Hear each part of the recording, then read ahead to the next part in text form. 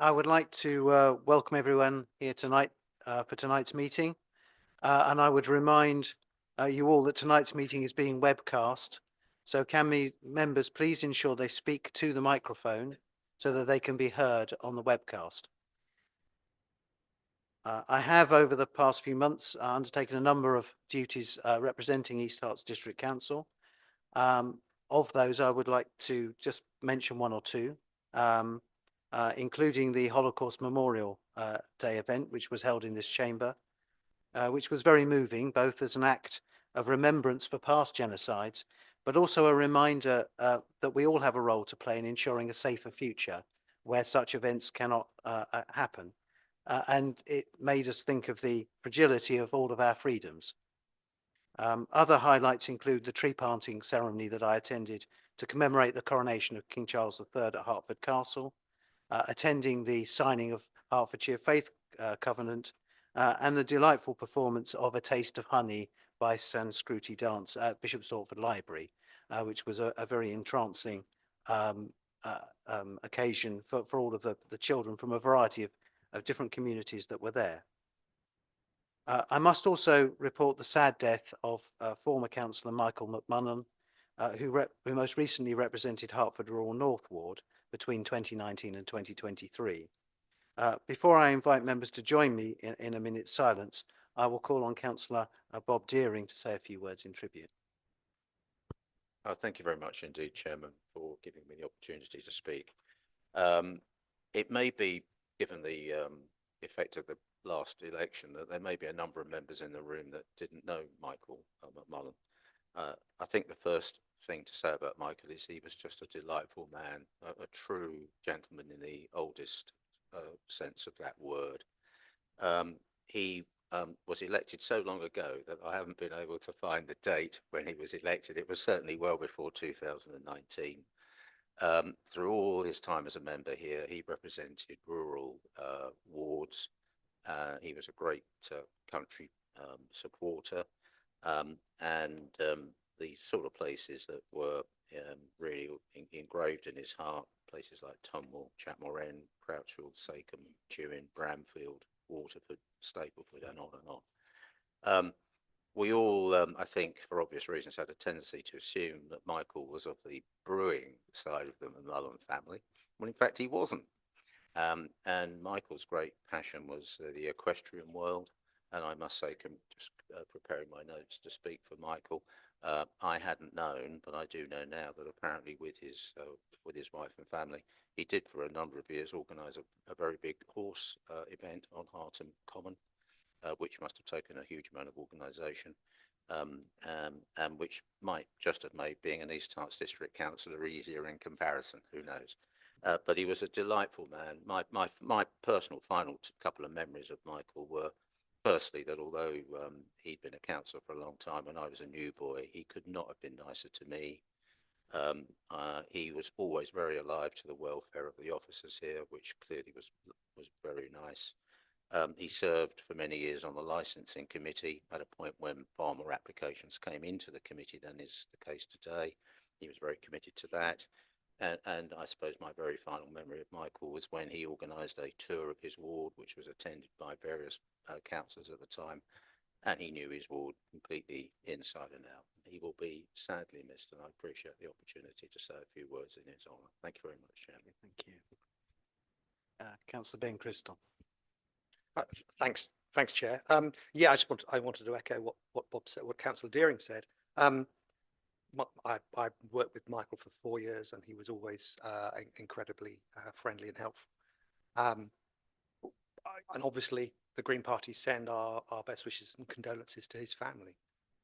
It's a very sad time, and I wanted to let everyone know here that there is a card at the back of the room. So if anyone would like to sign that, we can send that on to his family on behalf of everyone here. Thank you. Thank you.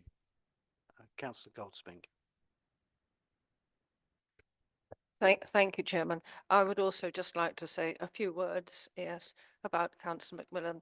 I remember him very well as a very courteous, a very kind, and a very conscientious man. He worked very hard for his ward and for his constituents, and was always very concerned for their welfare.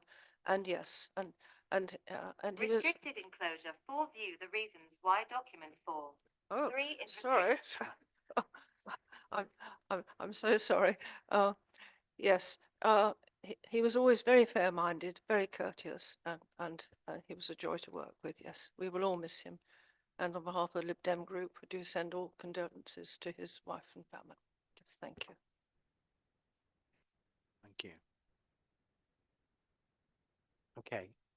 Well, perhaps if we can now, if you would like to join me to stand for a minute's silence for Councillor McMullen.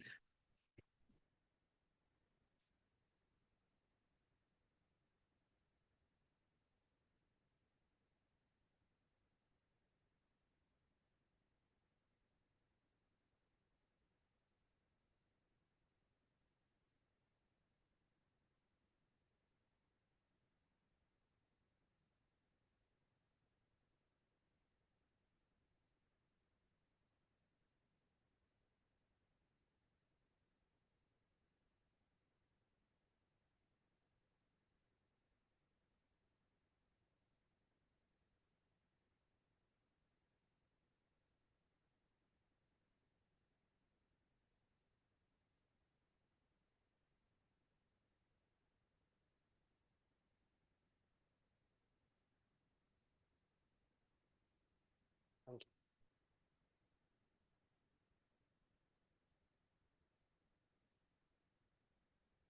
you.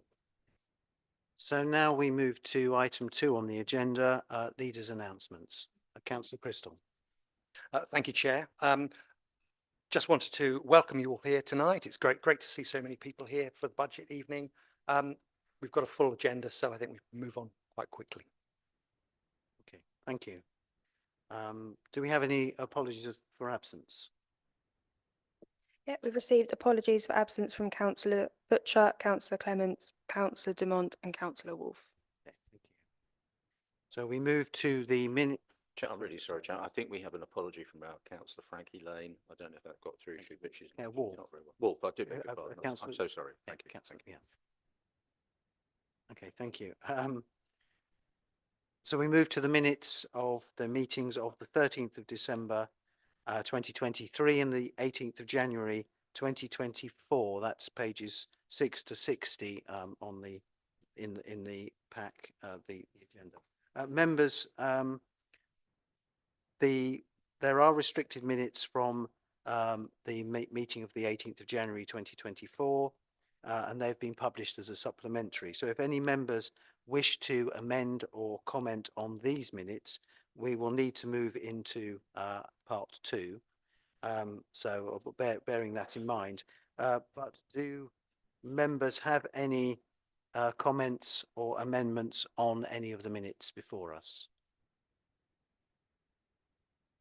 No, I will take that as there are no. Sorry, Councillor Goldspeak. Oh, thank you, Chair. I'm just going to propose that we should adopt these minutes. Okay, thank you. Okay, do we have a seconder for that? I'll second it. Okay, thank you, Councillor Hill. And so all of those who are in favour of adopting those minutes. Okay, I think that's unanimous. Are there any against or abstentions? No, thank you. That isn't unanimous. So we will move on to item 5, declarations of interest. Are there any declarations of interest tonight? No, good. Okay, we will move on to item 6, petitions. That no petitions have been submitted, and so we then move to public questions, of which there is one, and I believe the questioner is not with us this evening. No, okay. I will therefore read out the question on his behalf, and it's a question to Councillor Tim Hoskin from David Royal on behalf of Sustainable Sawbridgeworth Community Group. And the question is, several years ago, Sawbridgeworth was promised EV charging, that's electrical vehicle charging, points in Bell Street car park, and preliminary work was carried out. Can we please now have a definitive timetable for their installation? Councillor Hoskin. Thank you, Chair, and thanks for the question, David. Like you, I'm very eager to see new electric vehicle charging points installed in East Herts Council's car parks across the district, including, of course, Bell Street car park in Sawbridgeworth. Unfortunately, as you know, the previous bid associated with some 3 years ago, associated with the bid that David refers to, was to the Office of Zero Emission Vehicles, which included Bell Street, and it was unsuccessful at the time. Furthermore, using Section 106 monies to install EV chargers on a site-by-site basis has previously been considered for Bell Street, but it meant that only a very limited number of chargers would be able to go in before we ran out of funds. And as the council had and has even less capital funds of its own, the only areas for access with S106 resources would potentially benefit. So it would be restricted, hardly a district-wide solution. So the council has embarked on a new approach, which will see a commercial operator install EV chargers in the council's car parks at no cost to the council. So it's a completely commercial operation. In addition, the provider will actually pay East Herts an annual fee for the use of the car park bays that they occupy with their chargers. And we'd like to promote this to village halls also. When engaging with a commercial operator like this, as you may imagine, it's imperative to take the time to get the procurement process absolutely right and robust and establish all the terms and conditions in a way that doesn't unravel as soon as we start pressing the go button. We're currently in the middle of that process, and it's been a long process. And so unfortunately, the short answer to the can I give a definitive timescale is no at the moment. I can't give a definitive timetable for installation of EV chargers at Bell Street or any other location. But that said, I'm confident that we will get to the end of this process. We will have a robust commercial contract in place, and that Sawbridgeworth will be one of those that benefit as soon as we do. There was a supplementary, Chair, if you want me to, or do you want to read the supplementary? I do not have the supplementary, Okay, Councillor so Hoskin. the supplementary was submitted. It says, does this council actively encourage the installation of EV charging points on commercial sites? For example, in our case, in Sawbridgeworth, at the Co-op and Shell petrol station. And the council, of course, is open to EV charging points being installed on any site, including commercial sites. And I guess the learning here is that most commercial decisions are made in response to customer demand or perceived customer demand. In this case, the Co-op and the Shell petrol station. So, and I think there's a deal of work that residents of Sawbridgeworth can do, making that demand, that need absolutely clear to those businesses. That's not to say it will be successful, but it will probably have the biggest impact in persuading them. If there's a need for planning permission for a charger, then clearly the council will consider this in light of all our planning policies, notably the Sustainability Supplementary Planning document. And this document states that new developments, residential and commercial, should seek to accommodate the switch to electric vehicles, and residents, employees and other business users need to charge them. So it's a supportive document. So I'm happy to have further discussions with David. In fact, I've been invited to the Sustainable Sawbridgeworth next meeting on the 12th of March, which I will be attending. So no doubt we can pick this up within that discussion. Thank you. Thank you. Thank you. So we move to members' questions. 4 questions have been submitted. May I remind members that both the questioner and the responding executive member must ensure that the question and the reply is succinct. And the total time allowed for consideration of any question submitted shall not exceed 15 minutes. Given the fact that we now publish the full responses the day after this meeting, short verbal responses are to be encouraged, and so that we may keep to the time limit, because obviously we have a very long agenda this evening. Any remaining questions not dealt with in this time will be published on the website as soon as possible after the meeting.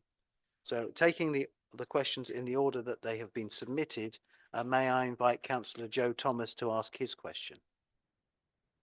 Thank you, Chair. Over the winter period, residents have been reporting to me an uptick of dog fouling in our villages. Could the Executive Member for Environmental Sustainability confirm to me the number of reports of dog fouling in the Watton Stone Ward to East Herts District Council for the month of December 2023, compared to the month of December 2022, following the ward boundary as of May 2023? Thanks for the question, Joe. I think yes is the answer to this one, because there haven't been any in those months that you specify. But just a little bit more background. Watton at Stone has 11 dog fouling bins or dog waste bins, as well as 29 regular street litter bins. It's making it one of the best served litter and dog bins within East Herts, a prize to be cherished. It's therefore, I guess, a little bit worrying to hear that you're receiving an increased number of complaints. But I guess theoretically, with a 50% increase in dog numbers since COVID, that's probably, probably likely, or probably a likely outcome. Looking at the two periods highlighted, December 22 and December 23, there were no recorded reports. The only recorded report we've got on the system is in October 2023. The one little advert I get in here is that the most efficient way of reporting this is through the online portal and making sure that the form's filled in, because that absolutely records it as a tick in a box, number one. And I'd encourage all members, if that's something to report, that's a surefire way of getting it on the 5-bar gate. It will count as it comes through. Emails are trickier to catch, each and every one of them. Hope that helps. Okay, Councillor Thomas, do you have a supplementary? Yes, I do. Yeah, kind of concerning considering that I've reported several times on the online form that none of them have gone through. So I'll double check my end. Yeah, just a supplementary question for that. When I was inquiring, I found that we didn't have any sort of communication, sort of physical or digital, for sort of a campaign for dog fouling. I was just wondering whether this is something you'd be willing to explore with the communications team. Absolutely, yeah. If there is a gap there, then yeah, for sure. But one of the initiatives that's going on public bins in general is having a QR code, which just makes it a lot simpler to report because there's no ambiguity about its location if that QR code is used. So that may help. But yeah, sure. If there's communications that would make it better, we can do that. Okay, thank you. May I call Councillor Dan Hollybon to ask her question? Thank you, Chairman. My question is to Executive Member for Financial Sustainability, Councillor Carl Britton. Thank you. Within the recommendations attached to the budget that we will all be looking at this evening is that the Council will provide £170,000 for essential maintenance works for the URC Hall in Bishop Stortford. The URC was keen to sell the hall to EHDC as part of our land assembly for the ORL scheme, and thus divest itself of ongoing maintenance and repair liabilities. Given that previous structure reports suggest that the hall is not fit for purpose, why is the Executive proposing that we spend this money on a hall that the Council purchased only in order to demolish it? Thank you. Okay, Councillor Britton. Thank you, Councillor Hollybon, for the question, and this is a good opportunity to clarify our position. As Councillor Hollybon notes, the original Old River Lane scheme envisaged demolishing Water Lane Hall to allow us to provide Waitrose with the same number of car park spaces under their lease arrangements, which still have another 17 years left, to enable delivery of the overall Old River Lane scheme. As a result of the budget situation we have inherited, councillors will be aware that we cannot afford the Arts Centre, and we are proposing to remove this from the scheme. When it became clear to us that there was no realistic prospect of building the Arts Centre in the near future, we tasked officers with reviewing overall options. The importance that some members of the community placed on Water Lane Hall was not lost on us, and as a consequence, officers have begun the process of discussing arrangements with City Heart and the John Lewis Partnership Group on different ways of enabling the scheme to proceed, whilst also removing Water Lane Hall from the proposed development area. I'm pleased to say that these discussions are going well, although are not yet confirmed. However, should they be, which is what we want, there is no need to include Water Lane Hall within the Old River Lane scheme, and therefore no need to demolish it.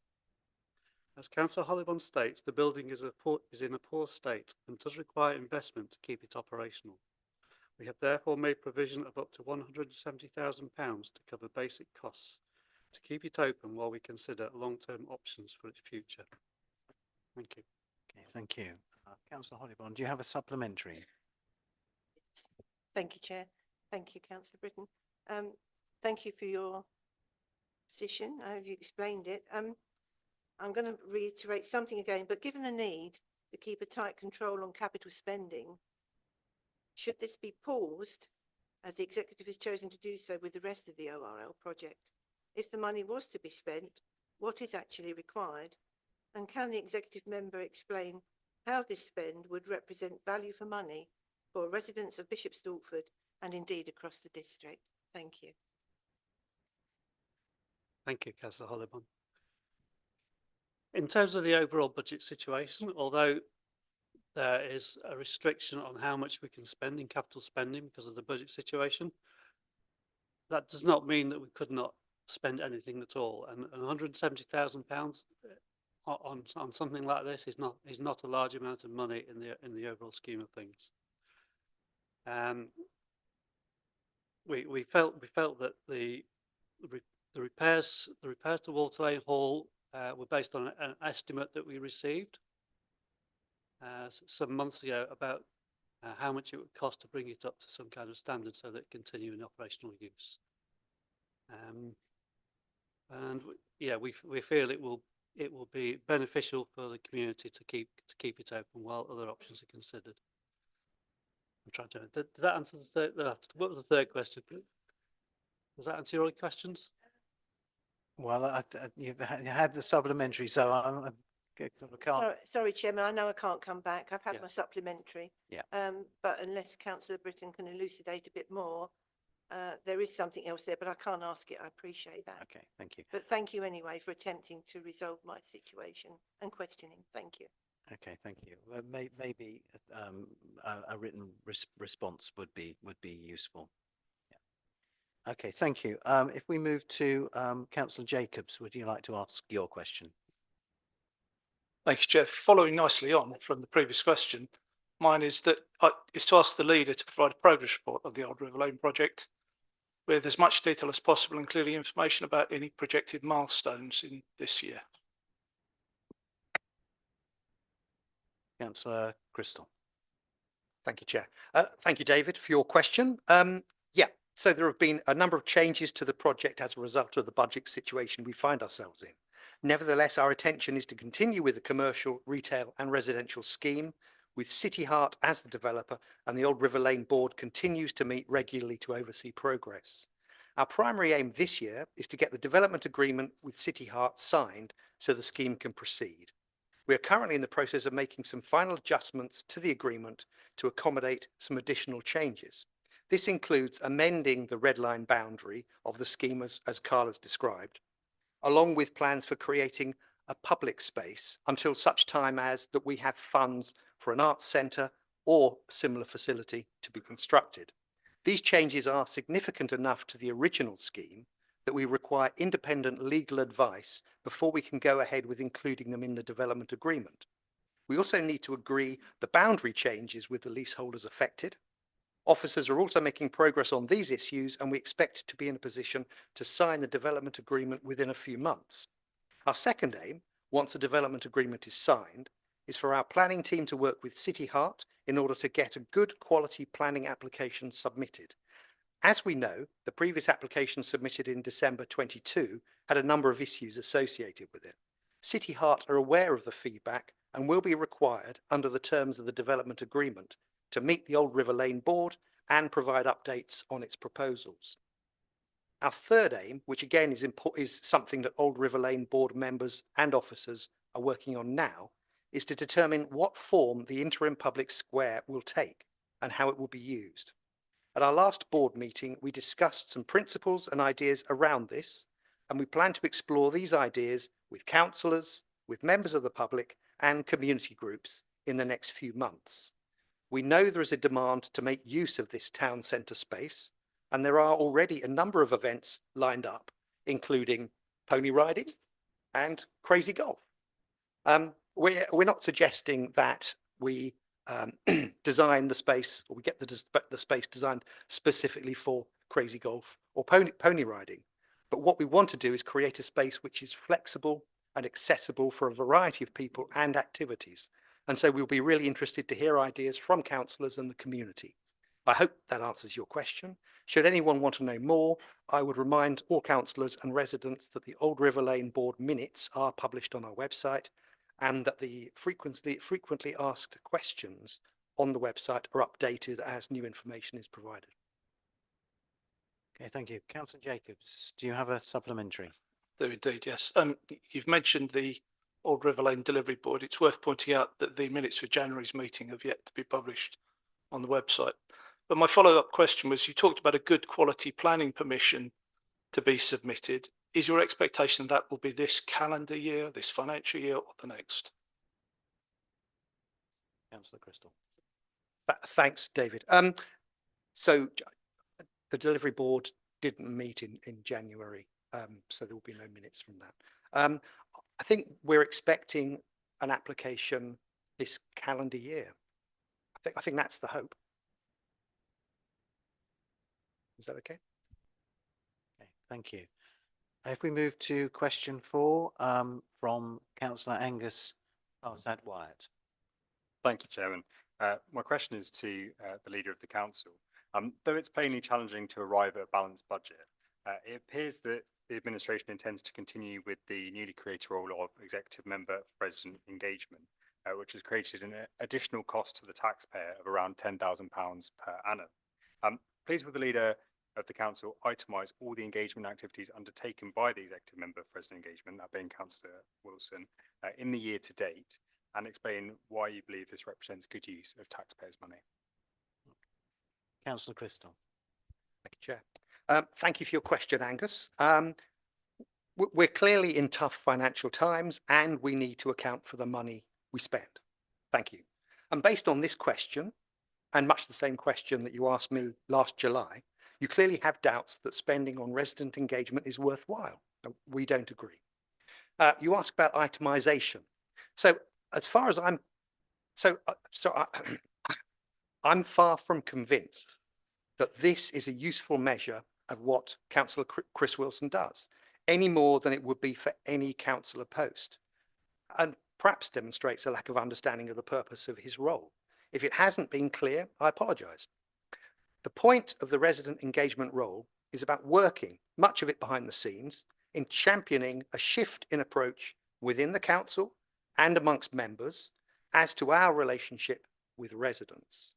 Clearly, that can be done in all sorts of ways, including by being accessible to local groups that would like talks or information, or by building relationships in person or in social or through social media, which isn't just about posting updates. It's about responding, answering questions, and having real conversations, as Chris has been doing.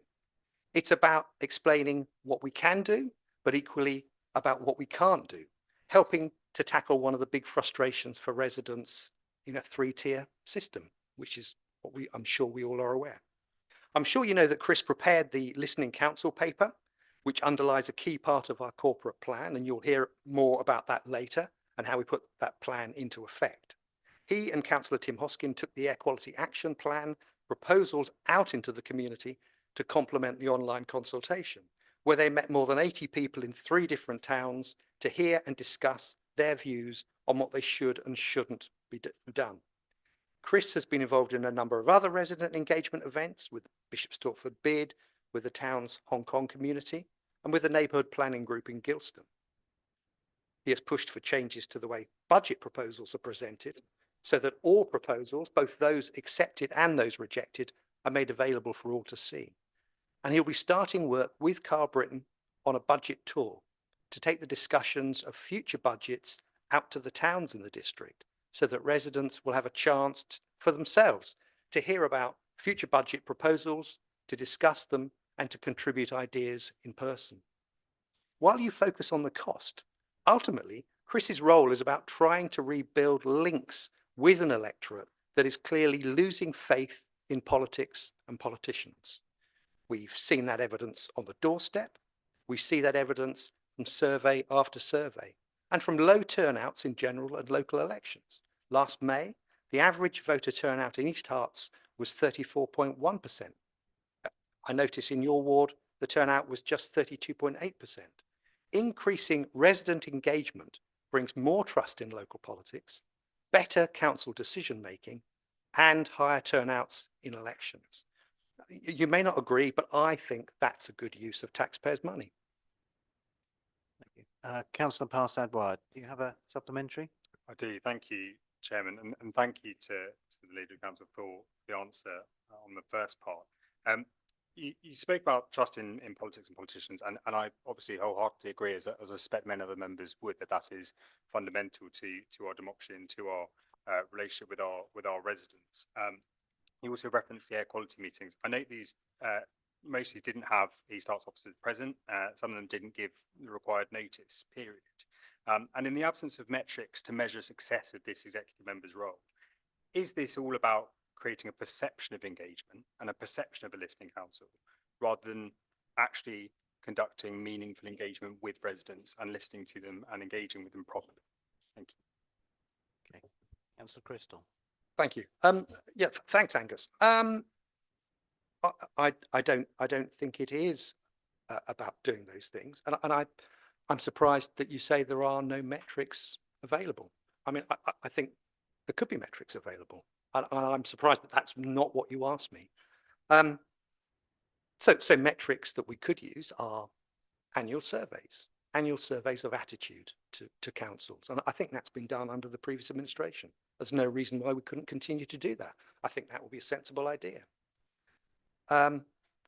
We look at emails, we look at social media posts. I think you call it sentiment analysis, and there's no reason why we can't do that as well. I think that's already happening to a certain extent, and that can be continued too.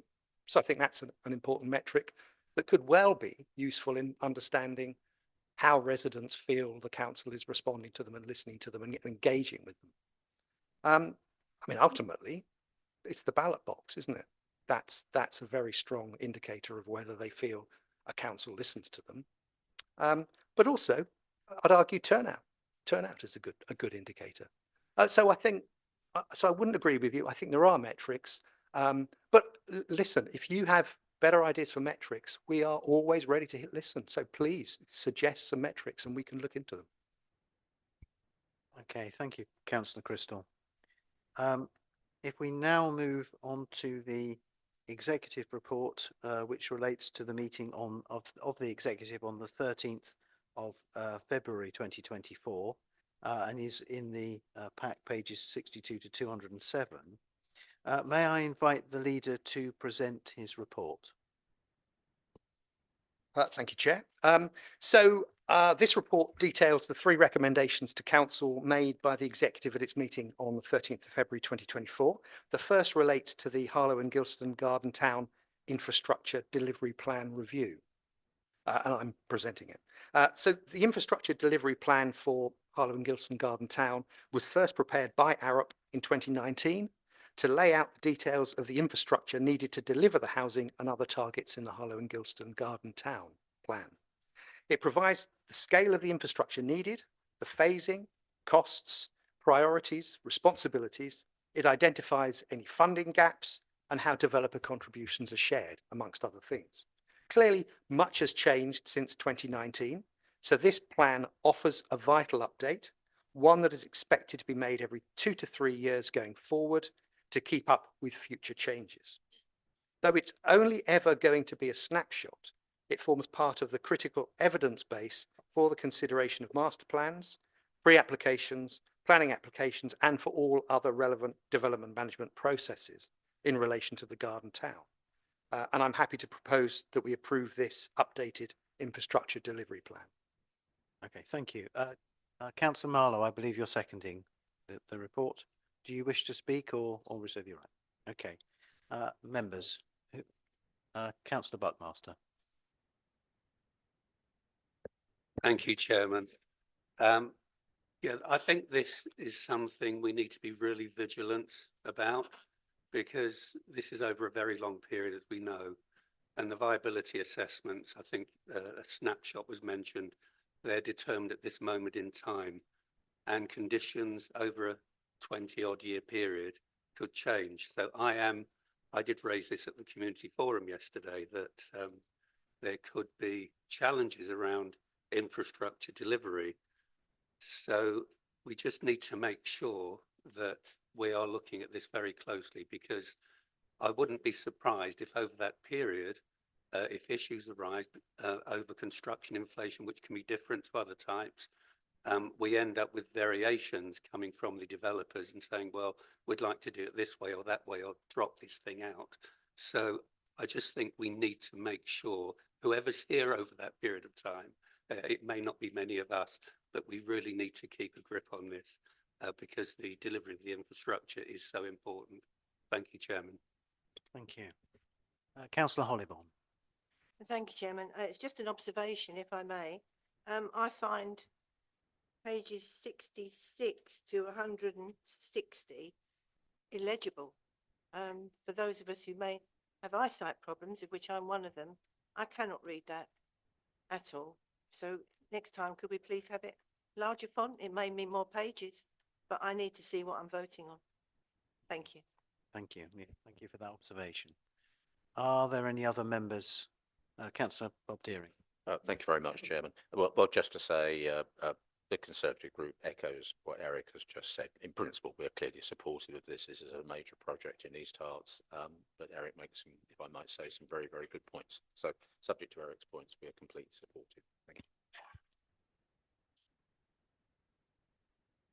you. Okay, this is the, if there are no other speakers, this is the first item in the executive report on which there's a recommendation, and the recommendation A is detailed on page 63 of the pack, which I will read, to approve to HGGT, that's Harlow and Gilston Garden Town, IDP, which I'm not sure about, 2023, to form part of the evidence base for the consideration of master plans, pre-application consideration, planning application considered, and in relation to all other relevant development management processes in relation to the Garden Town.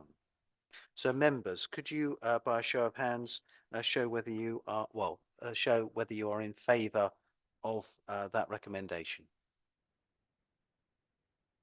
Thank you. And are there any against? Are there any abstentions? Okay, thank you. And I believe that is carried. And we will move to item 9B, Thriving Together 2024 to 2027, which I believe is Councillor Sarah Hopewell. Thank you. Yes. So this is to do with the health and wellbeing strategy. It was due for renewal. So this is for the period from 2023, 24 to 27. When I joined the council in May, I was pleased to see that quite a lot of work had already taken place by the previous executive member for wellbeing, which was a really great place for us to start from. And I'd also like to take this opportunity to thank the officers for all their great work to get it up to sort of what the document you see in front of you. So just picking up from where it was, really, we were keen for this to be a mission statement on which to then base a follow-up action plan from, and we wanted it to be sort of accessible to residents as well. So what you're seeing is a broad structure from which we'll then derive actions from, like, which will be a live action plan. A survey went out to residents with a draft one of this, asking for feedback and asking what wellbeing meant to them and what they would like to see in a wellbeing plan. We had so 390 respondents access the survey, and there was 118 that were complete full responses, and then a number were partially completed. There were some great comments from this. In the appendix you can see the sorts of comments people were making, and so a second draft was put together with some changes, and we had a focus group just before Christmas with some residents on the 14th of December just to go through those. The paper then went to overview and scrutiny on the 16th of January, and we had lots of positive feedback. one of the questions that was asked about was around kind of improving engagement with young people in this process. A lot of the survey respondents were sort of in the I guess mid-age brackets. So yes, we're keen to pick up on that as well, and to work with our partners who work with younger people to see how we can make sure that younger people are brought into this process more as well. And it was noted at overview and scrutiny that it's really important to ensure that sort of all councillors feel that they can be involved in the wellbeing side of things. And we're keen going forward in terms of the action plan to do some cross-party work. And, you know, wellbeing is something that obviously we all have an interest in. We wouldn't be sat here if we weren't interested in resident wellbeing. So I'm really hopeful that this is a plan that we can all feel we can kind of support and get behind. So yes, I'd like to recommend it. Okay, thank you. And Councillor Miriam Swainston, I believe you're seconding. Yes, that's correct, Chair. I'll reserve my right to speak later if it's needed. Okay, thank you very much. Thank you. Members, Councillor Eric Buckmaster. Thank you, Chairman. Of course, I'm only going to say good things about this. I'm very happy to work with you on this. Yeah, it's good to see the update of the health and wellbeing plan Thriving Together. And I know how much thought goes into this subject. It is very broad, and a balance needs to be struck over the role we play as a district council and that of others in the system. And that's clear from what I've read. And this is in the services we deliver. And I recognise the emphasis on activity, fitness, healthy weight, mental health, ageing well, culture and arts, and how planning has a role to play in this. And also recognising the big part by the Integrated Care Partnership. And of course, you know, the big beast up the road, the County Council with social care. So as a council, we have been big investors in social and community infrastructure, and I know that will pay off dividends in the long run. So yes, it's something we should all work together on. Thank you, Chairman. Thank you. Councillor Rachel Carter. Thank you, Chair. Yes, so thank you, Councillor Hopewell, for this report. I'm particularly pleased to see the focus on children and young people. Just looking at the Director of Public Health report for 2019 to 2020, I see that 8.2% of children in East Herts are living in low-income families, and I rather suspect that now it's higher than that. So it's something that we really need to bear in mind, particularly in this cost of living crisis. I also welcome the focus on green spaces, which I think are not just good for in themselves and for biodiversity, but also for people's mental well-being. Thank you.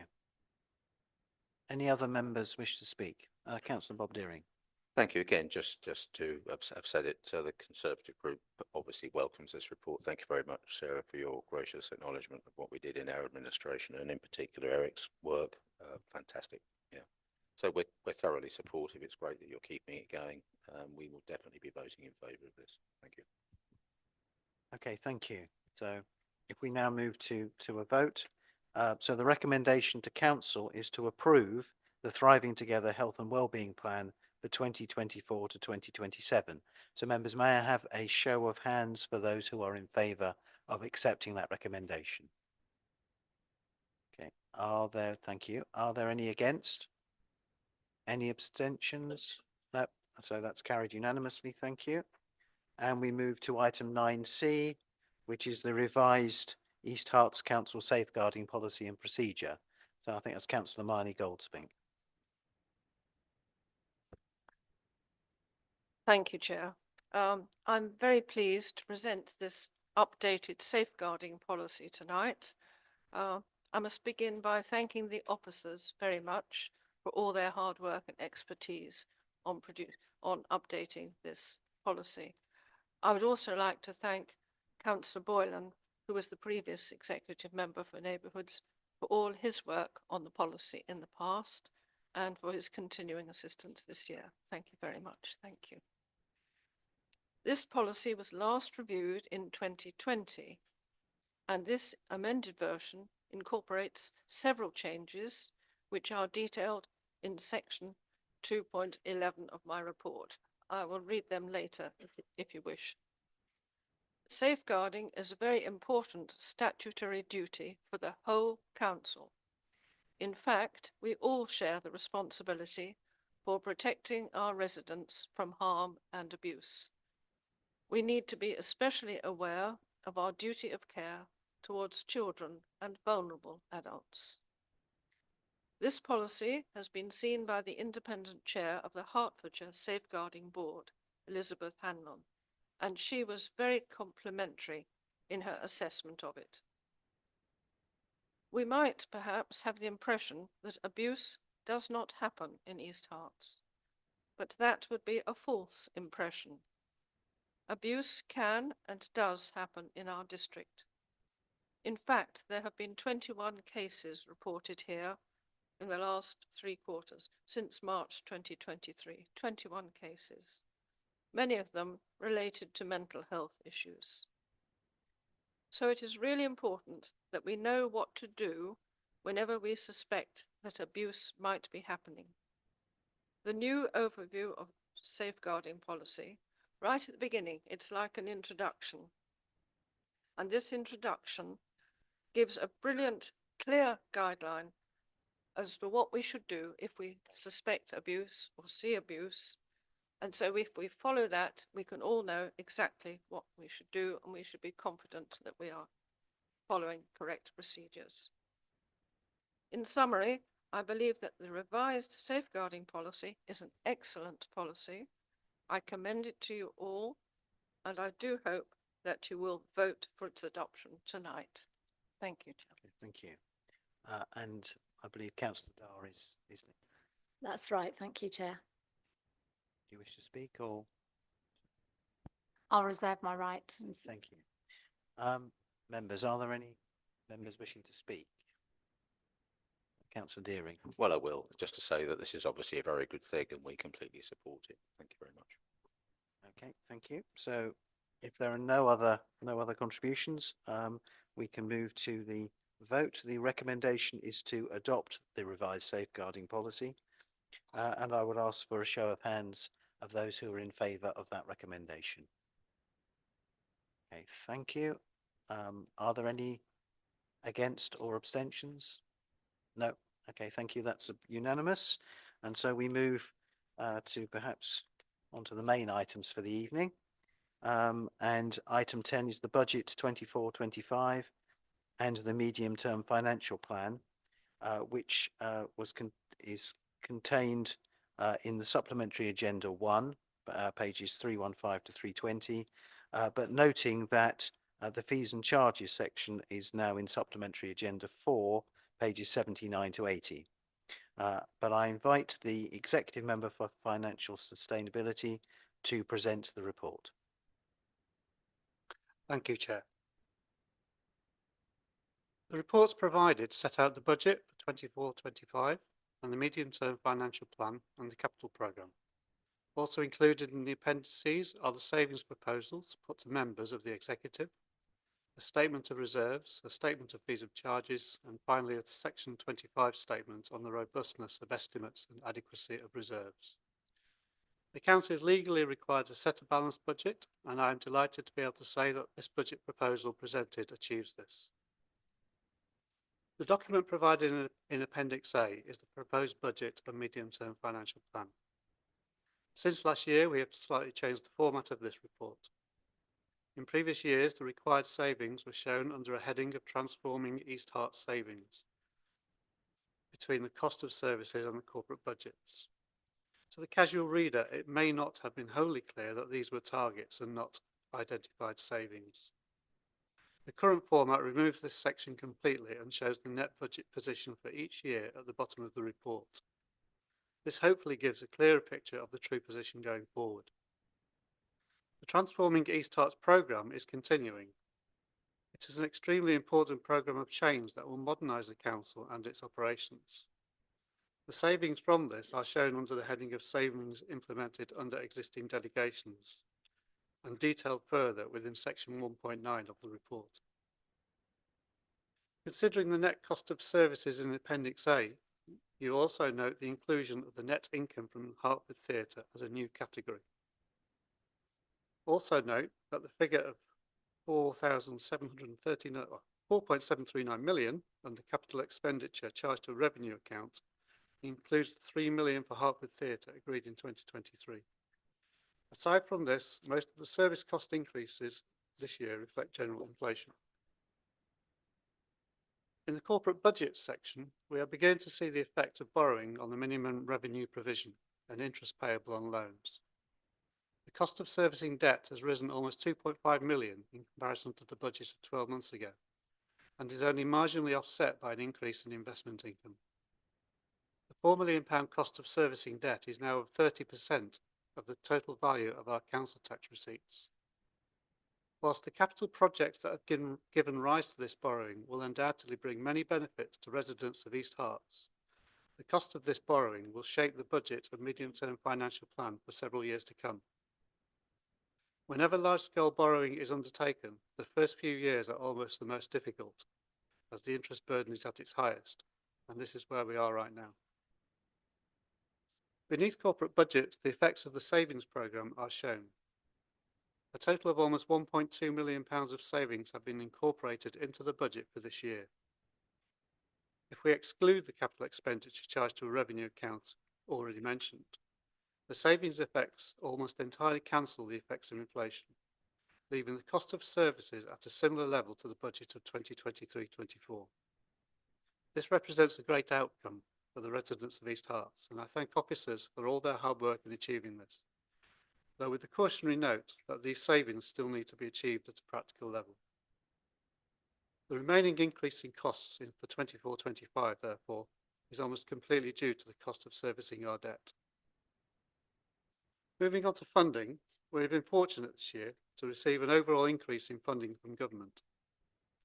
A particular note is the 1.5 million of new burdens funding for food waste collection, which it should be noted will be a one-off payment and is to cover the bulk of the cost of vehicles and containers, which are itemised in the capital budget. The new homes bonus grant has also significantly increased this year. The other various grants in total show an increase of 7.2%. In summary, the extra money received from government for this year should be adequate to cover the increase in debt servicing costs, enable us to set a balanced budget comfortably for 2024-25. East Herts has a very low level of reserves compared to other councils, and we can budget for a small contribution to reserves this year of £652,000. In what seems to be an increasingly volatile world, I believe we need to be more prepared for external shocks and ensure our council is more financially resilient. As we look forward beyond to 2025-26 in the medium-term financial plan, the financial position deteriorates. The new refuse contract to begin in 25-26 could cost considerably more than the existing contract. The cost of debt servicing rises by another million to 4.9 million in 25-26. The one-off new burdens grant will not recur, and the new homes bonus is assumed to be at a much lower level than in 24-25. These items alone will likely create pressures of over 5 million to the council budget compared to 24-25. On the positive side, we should hopefully see the benefit of extra income from Hertford Theatre. The inclusion of these figures has improved the net budget position going forward, though it must be noted that there is great uncertainty in the projections at this stage. The magnitude of this change has been recognised, and steps are already taken to address the projected shortfall. Future capital programme shown in Appendix B has been scaled back considerably to reduce the need to borrow. The major change here is the pausing and scaling back of the ORL project. The scale of this project in its previous form was completely unaffordable, and alternative options are currently being explored with a more modest budget. Even with the cutting back of the capital programme, even more savings will need to be made, both under existing delegations and through member options shown in Appendix C. Total savings required by 25-26 total 5.6 million. 1.2 million of these are due to be implemented in 24-25. A further 3 million are to be implemented in 25-26. Yet this still leaves a further £1.4 million worth of savings that still need to be identified. We do know that over time there will be changes to this figure. Government funding and interest or gilt rates are external factors over which we have no control. In addition, the medium-term financial plan assumes the success of several ambitious savings programmes. The budget income for Hertford Theatre is a projection that contains much uncertainty.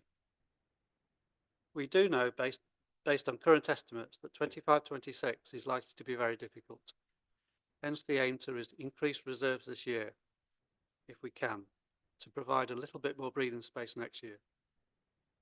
In the light of the ongoing pressures we are under, it is recommended we increase council tax by 2.99%, the maximum allowed without a referendum. I would also just like to explain the background to Appendix C and D. The executive members were asked to consider several savings proposals put forward by the leadership team. These are all shown in these two documents, with supporting information about each proposal. Those that were accepted are shown in Appendix C. Those that were rejected are shown in Appendix D. In Appendix C, you will note that there are no values against garden waste charges. This is subject to review after the new waste contract is agreed, when the detail of the cost of providing the service is known. For completeness and transparency, proposals that the executive members chose not to put forward for consideration are shown in Appendix D. Budgets are often an opportunity to spread good news about money being spent, but in these challenging times, the best news is about the services that avoided being cut.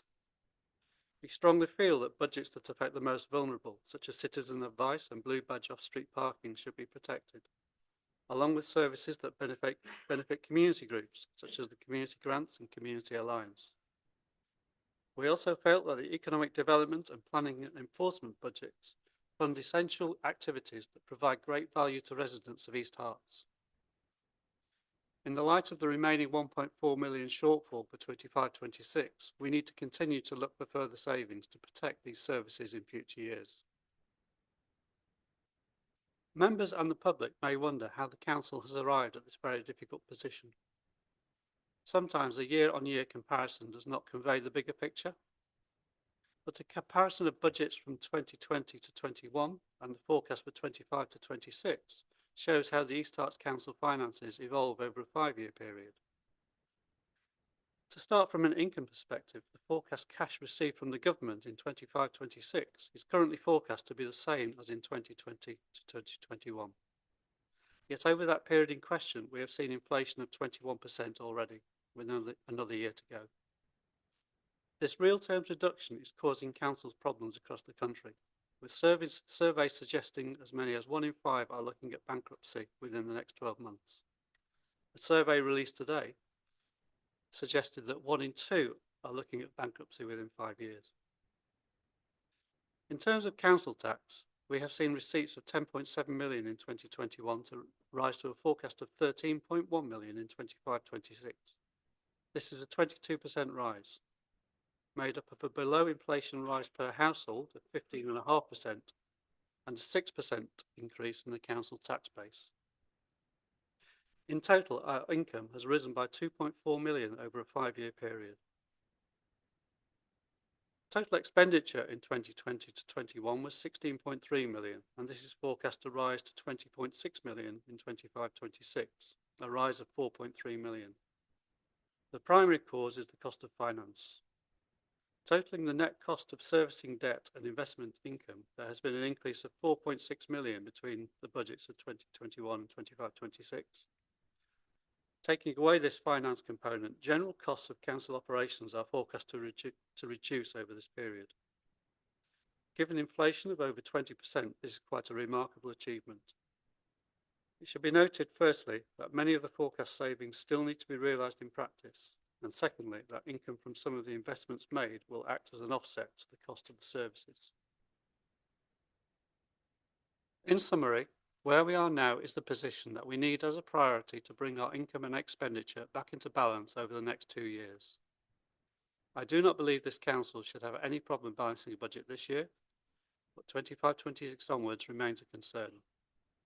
Achieving the identified savings targets is a high priority over the next year, as well as finding new ways to reduce expenditure or increase income. If we are successful with these goals, then the council should be in a better position financially for the years beyond. But until those goals are achieved, the responsible approach is to proceed with caution. Finally, I would like to thank officers for their work in developing the budget and medium-term financial plan. Also, to members who have provided feedback, either as members of Audit and Governance Committee or at executive meetings where the budget was presented. I'd like to propose this report for approval. Okay, thank you. Councillor Goldspink, I believe you're seconding the report. Yes, Chairman, I'm happy to second this. Thank you. And are you speaking or reserving your right? I will reserve my right. Thank you. Thank you. I have one indication from Councillor Jeffrey Williamson. Thank you, Chairman. And thank you, Councillor Britton, for your introduction to the budget this evening, which helps put a little more context and background to the papers we put in front of us. And also, I'm sure all members in the chamber are grateful for the fact you managed to keep it to 12 minutes, whereas I could never keep it to under 20. I've got 4 particular comments that I'd like to make, if I may, please. The first is regarding the MTFP, which is very detailed. The cost of the capital is quite clear, but I think it's important that members should also realise that there is also now income coming into the council from some of the investments that were made, particularly Grange Paddocks and Harsham, and they're not quite so visible within the MTFP as they're contained within the sort of net cost of services. But obviously they are now starting to have some impacts on our MTFP. My second point is a question really, and it's regarding the table 1.9, the savings which I appreciate are under officer delegation, but not for member discussion. But I think nonetheless, it would still be helpful for all members to get an understanding about the impacts. It's 1.1 million. There's some big numbers in there. So what does transition to the future operating model actually mean? What's the impact of the reduction cost in the shared res and bends service review, for example? Would Councillor Britton be able to explain that a little bit further? The third point is regarding the capital programme. I note that under the Old River Lane Arts Centre line, there's a future spend of around about 1.7 million. I'm presuming that's in relation to the alternative to the Arts Centre, which is the public square concept. But I just raised the point as 1.7 million for something which is only destined to be temporary. I question whether that's a good use of council resources. And picking up again on something discussed earlier this evening, the United Reformed Church Hall. The United Reformed Church were extremely keen to sell it to us because they no longer wanted the increasing liabilities for the maintenance and upkeep of the building. So I'm not sure, we did not buy it to take on those liabilities for essentially very little return. I'm not convinced that this investment represents particularly good value for our residents, and £170,000 not spent actually equates to £15,000 less pressure on our revenue budget. So I think that's significant when we're looking at savings which are only sort of £5,000 or £10,000 each. So in fact, I'd like to propose an amendment, please, to recommendation C, which is that £170,000 for the URC Hall essential maintenance is removed from the programme. My fourth and final point, there are, it seems, rumours going around that, and it may be based on the national picture, and Councillor Britton did allude to other councils which are facing bankruptcy. There are rumours going around that this council is already bankrupt. And I do wonder if perhaps Councillor Britton or maybe officers could allay those fears and reassure everybody, members and residents alike, that this council is not bankrupt. Thank you. Okay, thank you. So I note that you proposed an amendment. Do you have that in writing, or is, I mean, it's a fairly short amendment, but I don't know whether that's. I don't have it in writing, but okay. It's merely to remove that item. Okay, just that's fine. And do you have a seconder for that amendment? Okay, Councillor Devonshire, thank you. Okay, so if we can as that is a proposed amendment, if we can debate that amendment, members who would like to speak on that. Yeah. Could we look at this in the round? Because there were a number of questions that Councillor Okay. Williamson asked, and I think it would be useful if those were answered as well during the discussion. Thank you, Chairman. Absolutely, yeah. I'll answer those questions as best I can now. So just that the first point that Councillor Williamson raised about the income in the medium-term financial plan, and yeah, I take that on board, and we obviously have separated out Hertford Theatre because it is such a large amount, and yes, there are going to be other sources of income that result from the investments made. I totally understand and appreciate that is a valid point. The point 2 was the impact of the savings or the savings under the Transforming East Herts, and I'm not sure I can give too much detail right now, only to say that my understanding is that all these are efficiencies, that there'll be no impact on services from any of these changes. The Transforming East Herts, as I'm sure you're aware, is about moving things towards the digital methods, and we'll get savings just from changes of working practices. So there's going to be no impact on services. But I think there are some details in there, but yeah, I can understand that it's not fully detailed. We can perhaps come back to you with more information at a later date if you would like that. The third point was about the URC hall, which we'll come back to. And then the rumours. Yeah, I've not heard these rumours. I'm fairly confident that I'm fully confident that we're not going bankrupt.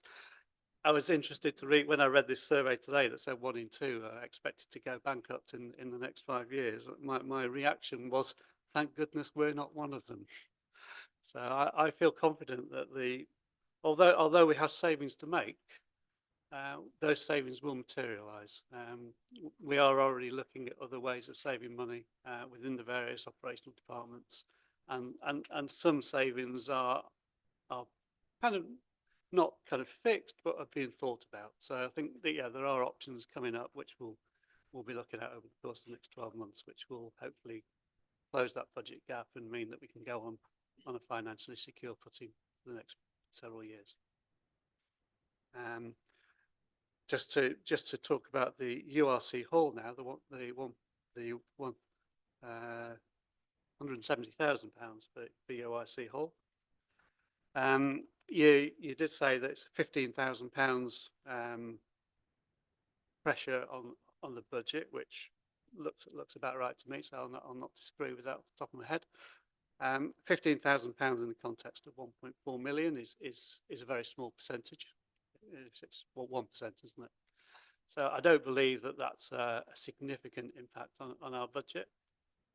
And we are providing a venue which will complement the open space in ORL for performers to format. So I think it complements what's going with the open space. So and as for the amendment itself, I mean, obviously this budget has been through audit and governance. It's also been through the executive twice over the past two months. There would have been ample opportunity to suggest this amendment at those meetings, and it would have been helpful to do that. I think that there's always scope to listen to alternative ideas. So sometimes we may have different priorities, but actually sometimes they're just good ideas. And I think if we have good ideas like that, they should be raised at an earlier stage so that we can debate them properly rather than having a debate on the last possible moment when it makes it more difficult.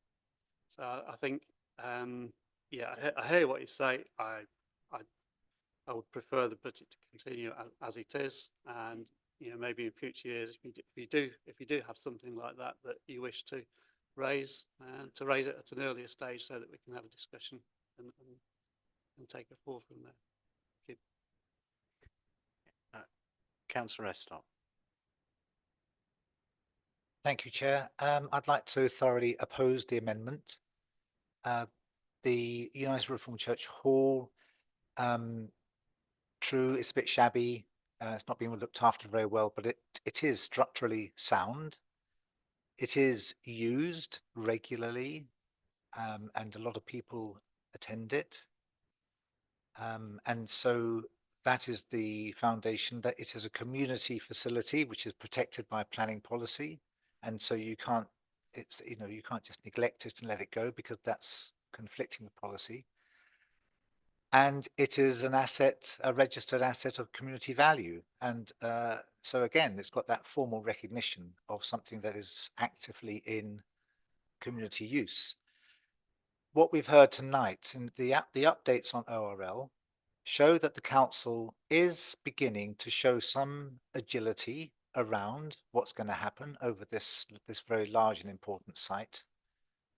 And we've seen for the first time some changes in the way that it's being approached, and that's welcome, and I hope that continues. And part of that is that this hall stays, at least for the intermediate future, and so this funding will enable it to continue in community use and be developed, and we should support that, because that will definitely provide community and social value to the area. Thank you, Councillor Estop. Councillor Chris Hart, I believe you. Okay, thank you. Councillor Miriam Swainston. Thank you, Chair. Yes, I was just going to say very similar to Councillor Estop, really. It's my belief that we can't just get rid of an asset of community value, and that we need to keep it going until something can replace it. So that's my understanding of the situation. So I also oppose the amendment. Thank you. Councillor Marnie Goldsmith. Thank you, Chair. Yes, I also oppose this amendment. I agree with Councillors Estop and Swainston. This hall has been registered with this council as an asset of community value. There are also policies, I think, in Bish 8, which say that no community hall, which is valuable, should be destroyed unless an adequate or even better replacement is built. So until such time as we do have a better replacement, this hall is all that we have. It is well used. Yes, it may be shabby and it does need some work to be done on it, but it is the only performance hall which we have in this area at the moment, and we should preserve it until we get something better. So I'm afraid I oppose the amendment. Thank you, Chair. Okay, thank you. Councillor Bob Deering. I've got some wider comments about the budget, but this is just to talk to the amendment, if that's okay, Chairman. I support the amendment. I think that part of our concern about this proposed expenditure is that it just goes to and supports the broad theme of inaction in relation to the Old River Lane project. Now, I appreciate, I've heard what you've said, but the headline is that we left this council with a significant Old River Lane project, and nothing has happened on that for a year. And it seems to me that, I think, as you acknowledge, Carl, that that project has now got away from you. And this seems to me to be a proposal which lacks ambition, and it's a proposal to invest money in what in effect is a wasting asset. So I will be supporting the amendment, and I find it very difficult to see how this is good use of taxpayers' money. Thank you very much. Okay, thank you. Councillor Graham McAndrew. Thank you, Chair. I just want to pick up on a point that Councillor Britton mentioned, that now's not the time to raise this, whereas this has been discussed 2 times previous. I seem to recall I was a solitary person sitting across the other side of the chamber. You were sitting here, and I remember saying to you, if I was a resident of Buntingford, I'd be really annoyed that £170,000 was going to a community centre in Bishop Stortford that was fully functional. I still stand by that. I support the amendment. But for you to say that we haven't said anything, I did. And I remember Councillor Sarah Hopwell coming back time after time after time, justifying by trying to justify why that decision was made. So we have, or I have, put an alternative forward, and that was when it first came out. And when I was brought up, there was a saying that if you look after the pennies, the pounds will look after themselves. And what I'm saying is, you said this is pennies in the big scheme of things, but I'm saying the pounds will look after themselves if we look after the pennies. Thank you. Councillor Chris Wilson. Thank you, Chair. Firstly, a point about the amendment. No problem at all with that amendment being brought, of course, but I'd echo Councillor Britton's comments. And it'd be useful to have these things earlier. A comment also actually made by yourself, Councillor Williamson, on the 1st of March 2023 regarding an amendment we made about the Old River Lane to the budget. So if it's good for the goose, it's good for the gander. I think we should all try and cooperate, and if possible, bring these things in early so we can talk about them. Secondly, what's happened is the council's overreached itself. We've had a lot of capital projects that were spent on. We highlighted that was unwise in our view in the last administration. So that is why we've not had the money to complete the Old River Lane project as we had wished and as the previous administration had wished. So the people of Bishop Stortford, for various reasons, have missed out on what they expected to get. This is some sort of compensation for that, to keep this community hall going, which, if the previous administration had listened for the last 4 years, is exactly what the people of Bishop Stortford want to have. It's a very, very clear message from them. So this is something that is a benefit to the community, as Councillor Eastop has said, and something that people clearly want, and provides a facility while we're trying to work out what we can do with the money that is left from previous overspends, or its overreach and overambitious reach of capital projects, as we've seen the huge impact on the budget of the amount of money that we have to pay back in borrowing. So I do vehemently oppose the amendment. Thank you. Councillor Ben Crystal. Thank you, Chair. I support what Chris and what Carl has said. I don't agree with the amendment, with respect. One thing that has been clear to me over the last year is the passion that people in Bishop Stortford feel for that hall and for using it. That's just from my inbox. So that's my experience. You know, you may have different experiences, but that's my experience. I think it's valued highly, and I think it's worth spending the money on it. And I firmly believe that it's worth continuing. You know, we couldn't continue to develop the Arts Centre for the short-term future. That's clear. We just can't do that. And this provides a way of continuing to support Buntingford residents, the Bishop Stortford residents that clearly feel very, very passionate about that.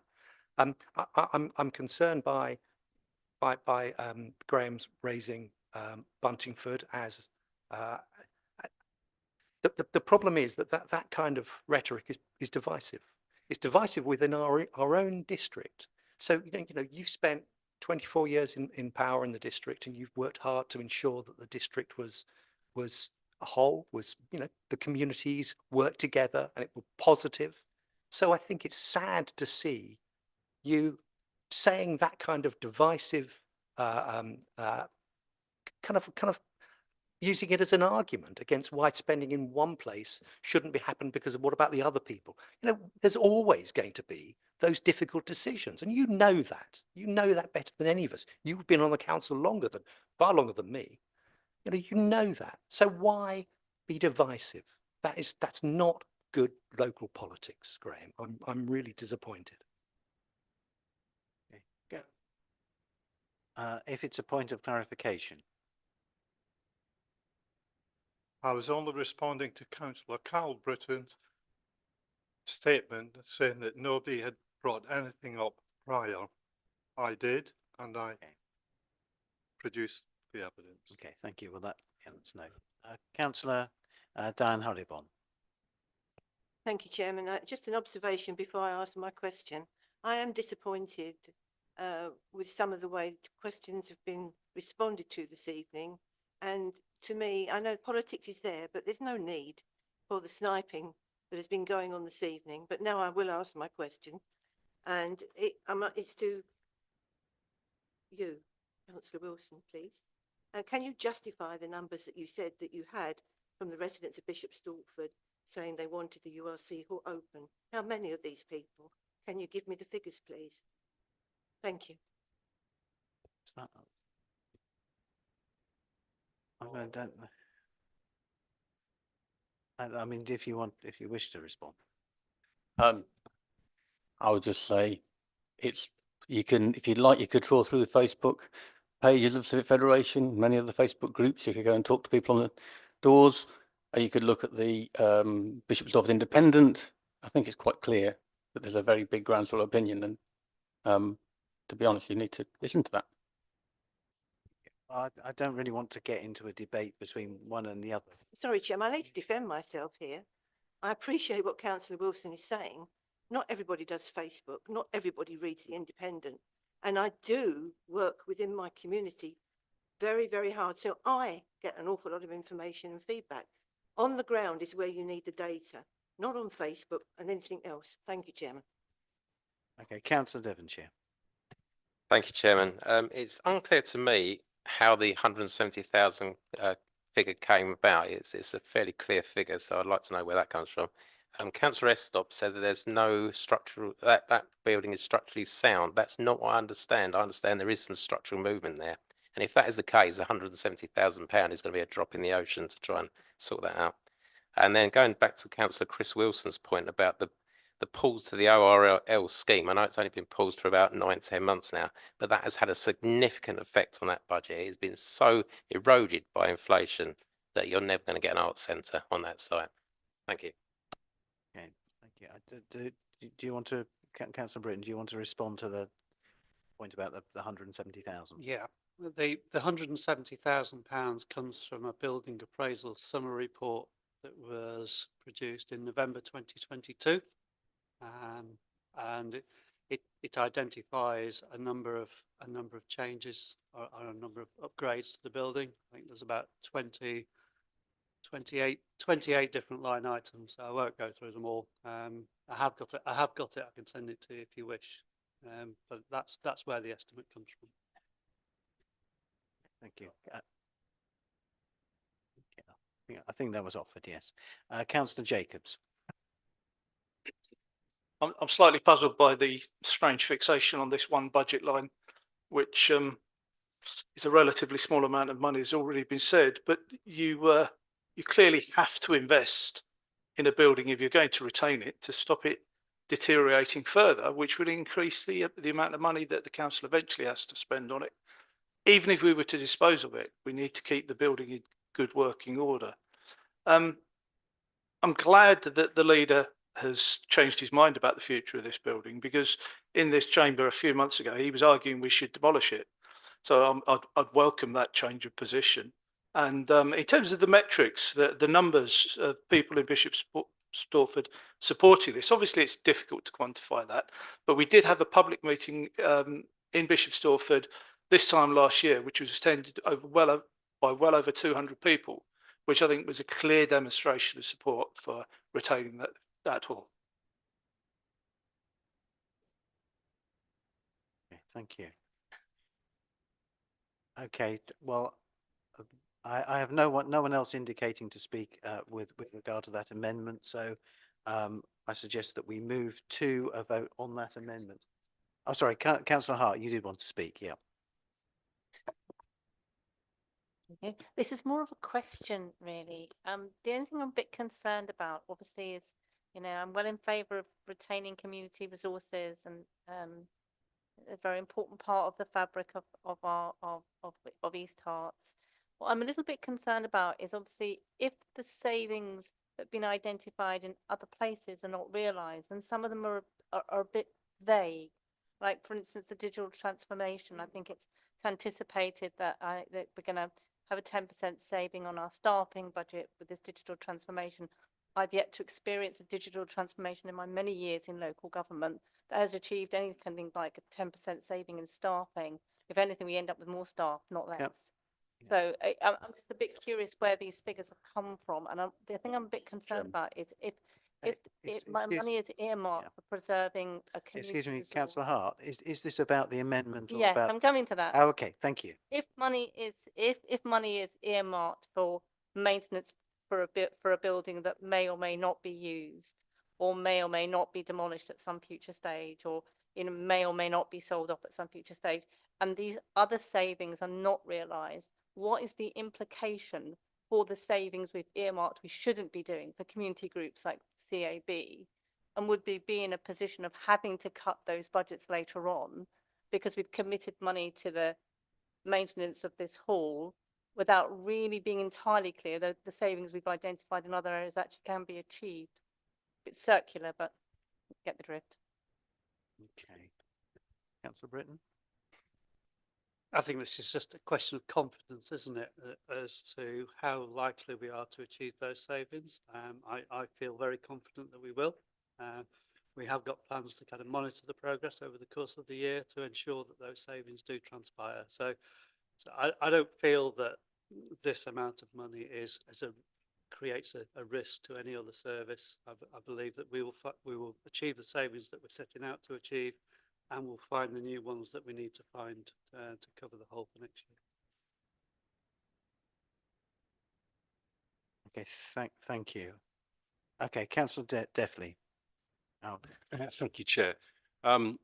Keep talking about 170,000, and I understand that figure came in November 22. We've had a serious amount of inflation over the last year, and I understand from colleagues and from listening to everyone else that construction inflation seems to have a mind of its own. So I've got serious doubts over that figure, I would say, right now. And what's your confidence level that it is 170k? Thank you. There has obviously been significant inflation over the last few years. A lot of that actually is in 2021 and early 2022.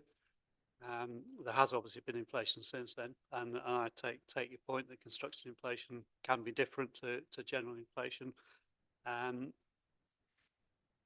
can't say I'm 100% confident that £170,000 figure, but I think any kind of work like this is based on an estimate, and yeah, if that estimate was within 10%, I don't think that would create a huge problem in the overall scheme of things. When you're looking at a council budget where we're income of over 20 million and expenditure of over 20 million, a few thousand is pennies really.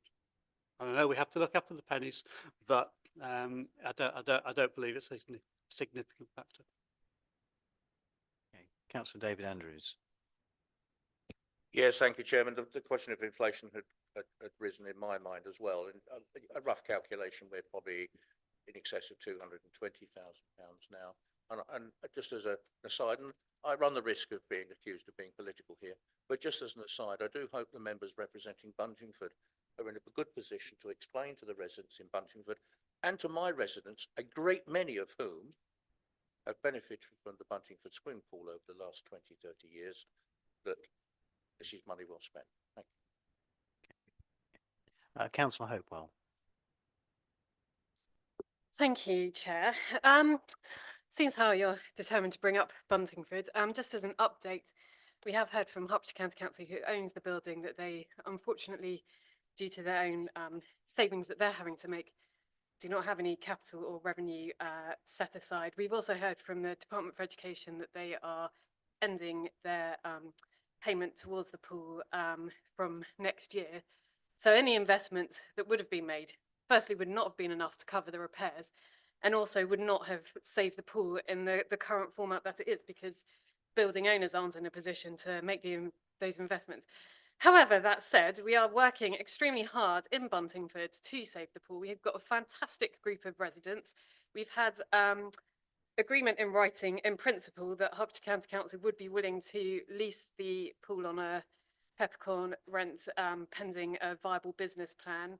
We've got residents and myself and the district councillors working on this business plan. We're also in the process of setting up a charity that can take on the pool. We've got volunteers from the community keen to volunteer to be part of that process. We're hoping to have a business plan presented by the end of March. We've been liaising with a fantastic number of community groups who have also taken on facilities in other areas of the countries. We've been liaising with Swim England, we've been liaising with Sport England. We've got excellent volunteers in the community who understand leisure. We've got architects supporting us. There is a huge amount of work taking place to support that pool. And if I believed that it would have been possible to salvage it via the two councils, I would not be putting in the amount of work that I'm putting into to pursue this route. But I understand how important this facility is to Buntingford. And I made a promise when we went up to present the news to the residents in November that we would explore every avenue possible to keep it open. And I'm determined to commit to that promise and maintain that promise. And I hope this information has supported that commitment. Thank you. Thank you. Councillor Sue Nicholas. But Excuse me, sorry. Councillor Nicholas. I'm very sorry, Sue. Indicated first. So Thank I'd you. just like to echo the sentiment there. We in Buntingford recognise the effect of the removal of community assets and leisure and facilities and what that causes to the community, and I'd like to suggest a tit for tat removal of those services from another community just as retaliation, I think is just not an acceptable thing to pose. Okay, thank you. All I would say is that we're now talking about Buntingford, the Ward Freeman Pool, which, and I appreciate that. But that is not the point of the amendment. The amendment is regarding the URC Hall in Bishop Stortford. Are there any other contributions regarding that amendment, or shall we move to a vote? Chairman. Yes, you are. Yes, yeah. If the debate has finished. Yeah. Thank you. Well, if I can then, £15,000 should be saving on the revenue budget is, if you like, not a significant amount compared to the bigger numbers we're looking at, but the member choice tonight, if you like, for savings is 83,000. So 15,000 compared to that is, I would say, quite a significant amount. I wasn't suggesting that the £170,000 should be spent elsewhere. I was arguing it shouldn't be spent at all in order to produce that £15,000 saving and take that pressure off the capital programme. My recollection was that it had been brought up at previous meetings, so I didn't think it would be a surprise tonight. Okay, I think I'll leave it there. Thank you, Chairman. Thank you. As with all votes on this item, including amendments, they require a recorded vote by law. So if we can do a recorded vote, person by person, I'll pass to Katie. Great. I'll just call your name out one at a time if you could let me know if you're voting for, against or abstain. Councillor Adams. Can I just clarify, we're voting on the amendment? Yes. Councillor Adams. Against. Councillor Andrews. Councillor Boylan. Councillor Britton. Councillor Eric Buckmaster. Councillor Ruth Buckmaster. Councillor Bull. Councillor Burt. Against. Councillor Carter. Against. Councillor Connolly. Councillor Copley. Against. Councillor Cox. Against. Councillor Crystal. Against. Councillor Dar. Against. Councillor Deering. For. Councillor Defthley. For. Councillor Devonshire. Councillor Dunlop. Against. Councillor Estop. Against. Councillor Glover Ward. Against. Councillor Goldspink. Against. Councillor Hart. Councillor Hill. Against. Councillor Hollobom. Councillor Holt. For. Councillor Hopewell. Against. Councillor Horner. Abstain. Councillor Hoskin. Against. Councillor Jacobs. Against. Councillor Marlowe. Councillor McAndrew. For. Councillor Nichols, Against. Councillor Parsford-Wyatt, For. Councillor Redfern, Against. Councillor Smith, Against. Councillor Stowe, Councillor Swainston, Against. Councillor Thomas, Against. Councillor Townsend, Against. Councillor Watson, Against. Councillor Wilcox, Against. Councillor Williamson, For. Councillor Wilson, Councillor Walkham, Against. Councillor Wiley. That's 15 votes for, 29 against and 1 abstention. Thank you. So I declare that amendment lost. And if we move on with the debate. Councillor Watson. So the new Band D rate of £195.22 is going to translate it to £3.75 per week. And for this, the District Council will provide a range of services for residents, including rubbish and recycling collection, street cleaning, planning, licensing, housing, environmental health inspections, parks, playgrounds, open spaces, parking, community safety, and community grants. So I would like to acknowledge the hard work of the council officers and other employees serving East Hearts who allow the council to continue to offer such excellent value for money.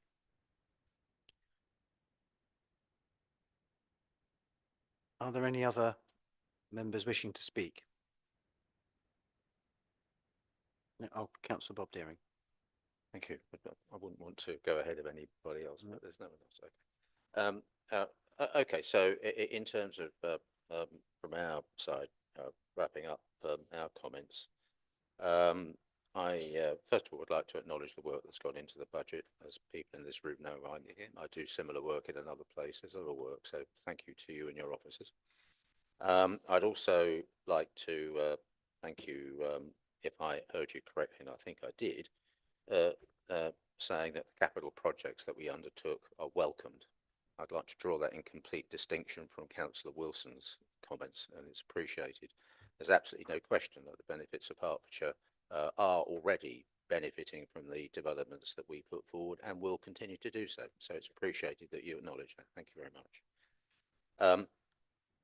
Other than the money allocated to the URC hall, I think it's fair to say, because we wish to be supportive of the budget, we have no wish at all to be disruptive of the financial operation of East Herts District Council. That the only other part of the paper that we're not comfortable with is recommendation D. If I might say, that seems to me to be a simple political point. I'm not really sure that it's got any place in a budget paper. But if I may, I would again like to echo what you said yourself, Carl, in your presentation. And again, I tried to make a note at the time that you said that the council is fortunate to receive additional government funding, and you said that the extra money is adequate. I'd also like to remind everybody in this room, and indeed the members of the public who may be watching, that in terms of the provision of money from the government pumped huge amounts of money into this economy by way of furlough payments, and has also pushed a lot of money into East Herts the district, in way of the household support fund, if I'm terming that correctly, but I think we know what we mean. So I think the idea that the government is not fully supportive of local government is not fully correct. I do know perfectly well, not least through my other job, that it would always be lovely to have more money. But I think it's unfortunate that recommendation D appears in the paper. I'm not going to move an amendment to seek to have it struck out, but I think it's unfortunate it's there. Otherwise, I've just got 2 or 3 other comments. Again, if I heard you correctly, I think you did say in your presentation that when you look over the last several years, that in effect the control of expenditure has been, the word you used I think was formidable. I think that reflects, yes, I think you've made, yes, extraordinary word, yes. I think that reflects extremely well on the former Conservative administration, and I appreciate that you've acknowledged that. I think to pick out one point in the budget that we would say on this side of the chamber that demonstrates the Conservative approach to running the affairs of the council and delivering good value for our residents, it's Hertford Theatre. And in your budget papers, you are projecting a positive revenue line of £500,000 from Hertford Theatre. In other words, you're adopting the modelling that we arrived at as part of our thinking that went into Hertford Theatre. And part of our thinking was to turn a deficit of 300,000 into a positive.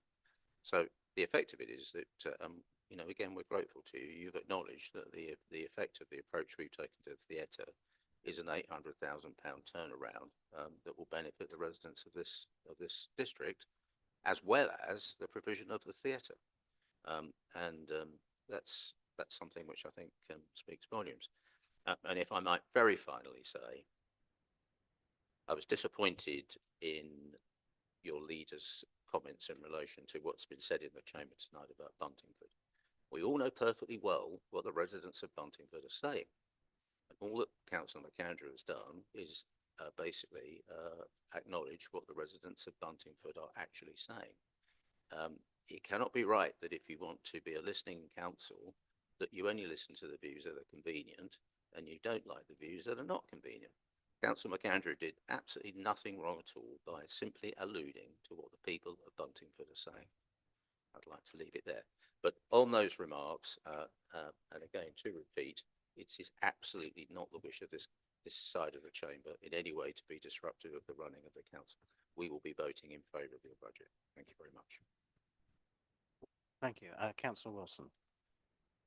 Yeah, Chair, I'd like to just clarify something. That, of course, I recognise the benefits of capital projects that were put into place, and I would like lots of art centres and lots of theatres, and they're all very beneficial and are helpful in many different ways. However, I'd also like financial prudence, and I believe it was not financially prudent to have so many capital projects all at the same time, and we are now have difficulties because of that. I'll quote from the report. As it stands, any large-scale financial shock to the system could not be mitigated. This is, of course, due to the historic level of resources being low and capital spending and borrowing. So the previous administration has left us little room for manoeuvre. That is why I'm concerned about the capital projects that we did embark upon. Of course, these things are important, but also housing and licensing and planning and waste is important. I've yet to see a homeless person be relieved they've got a gym or a theatre when they haven't got a house. Okay. Councillor Eric Buckmark. I wasn't going to speak, but I keep hearing from Councillor Wilson about the imprudence of investing in the health and well-being of our residents. Which one of them would you not have done? Would you not have done Grange Paddock? It needed doing. Would you not have done Hartham? It needed doing. Would you not have done Hertford Theatre? It needed doing. All of them are assets that were ageing and actually could have fallen by the wayside. So I think residents, I'm not sure you'll have a right to come back on that, but right, okay. But residents would want to see things that they can enjoy for their well-being, for having good, happy, healthy lives. I wouldn't change a thing about what we invested in. And of course, none of us knew when we started these programs, as long ago as 2016, nobody knew that something like COVID would come. Nobody knew that Russia would invade another European country. So this has come about because of the inflation and the increased cost of borrowing that nobody could have predicted at the time. I wouldn't change a thing, and we've now got some fantastic assets that I'm really proud of. Thank you, Chairman. Okay. Is it a point of clarification, Councillor Wilson? I would simply say we have already chosen. We haven't got Old River Lane. We've already chosen which one not to have we? Thank you. Councillor Glover Ward. Councillor Deering mentioned that the government has given lots and lots of money to the country. It gave quite a lot of money to people that didn't produce PPE that could be used. There was also a significant amount of fraud in the furlough scheme that he mentioned. Point of order, not part of the budget debate. No. But But you. one of the Keep the things budget. that has come about is that our spending power for local councils has been reduced by 27% since 2010, according to the LGA. I wasn't going to really mention it, but we are down to looking at cutting things that cost 10 grand a year, things that cost 5 grand a year. There are 3 items on here: the Innovation Corridor, the Digital Innovation Zone, and Visit Hearts, all of which are items designed to bring more business and to bring more jobs into East Hart. And we are having to cut that 25k a year because we have been cut to the bone in terms of the budgets. And that is down to, as Councillor Britton said, a combination of things. That's reduced government spending.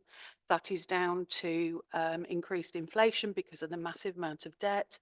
And as a result, we are not supporting the strategic sites that we are building, such as Gilston, with anything that will give additional jobs in terms of these ongoing projects like the DIS.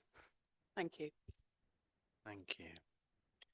Okay, I think that reaches the end of the debate, so I'll ask Councillor Carl Britton to respond, please. Thank you, Chair. Thank you, Councillor Deering, for your comments. I think when we talked about that, one thing I picked up from your comments there was about the savings and the fact that 25-26 was going to be pretty much the same budget as 2021. Actually, quite a lot of that saving is planned to take place over the next year to 18 months. So, yes, some of it will be within your term, but also quite a lot of it will be in our term as well. But yeah, I would like to recommend the budget as it stands now. Okay, thank you. Thank you. So if we move to the vote, I will not read out all of the recommendations. I'll take them as read, and I'll pass to Katie to go through the vote. Okay, same process again. I'll read your names. If you could let me know if you're for, against, or abstaining. Councillor Adams. For. Councillor Andrews. Councillor Boylan. Councillor Britton. Councillor Eric Buckmaster. Councillor Ruth Buckmaster. Councillor Bull. Councillor Burt. For. Councillor Carter. For. Councillor Connolly. Councillor Copley. For. Councillor Cox. For. Councillor Crystal. Councillor Dar. Councillor Deering. For. Councillor Deffley. Councillor Devonshire. Councillor Dunlop. For. Councillor Estop. For. Councillor Glover Ward. For. Councillor Goldspink. For. Councillor Hart. Councillor Hill. For. Councillor Hollybom. Councillor Holt. Councillor Hopewell. For. Councillor Horner. For. Councillor Hoskin. Councillor Jacobs. Councillor Marlowe. Councillor McAndrew. Councillor Nichols. For. Councillor Parsad Wyatt. For. Councillor Redfern. For. Councillor Smith. For. Councillor Stowe. Councillor Swainston. For. Councillor Thomas. For. Councillor Townsend. For. Councillor Watson. For. Councillor Wilcox. For. Councillor Williamson. For. Councillor Wilson.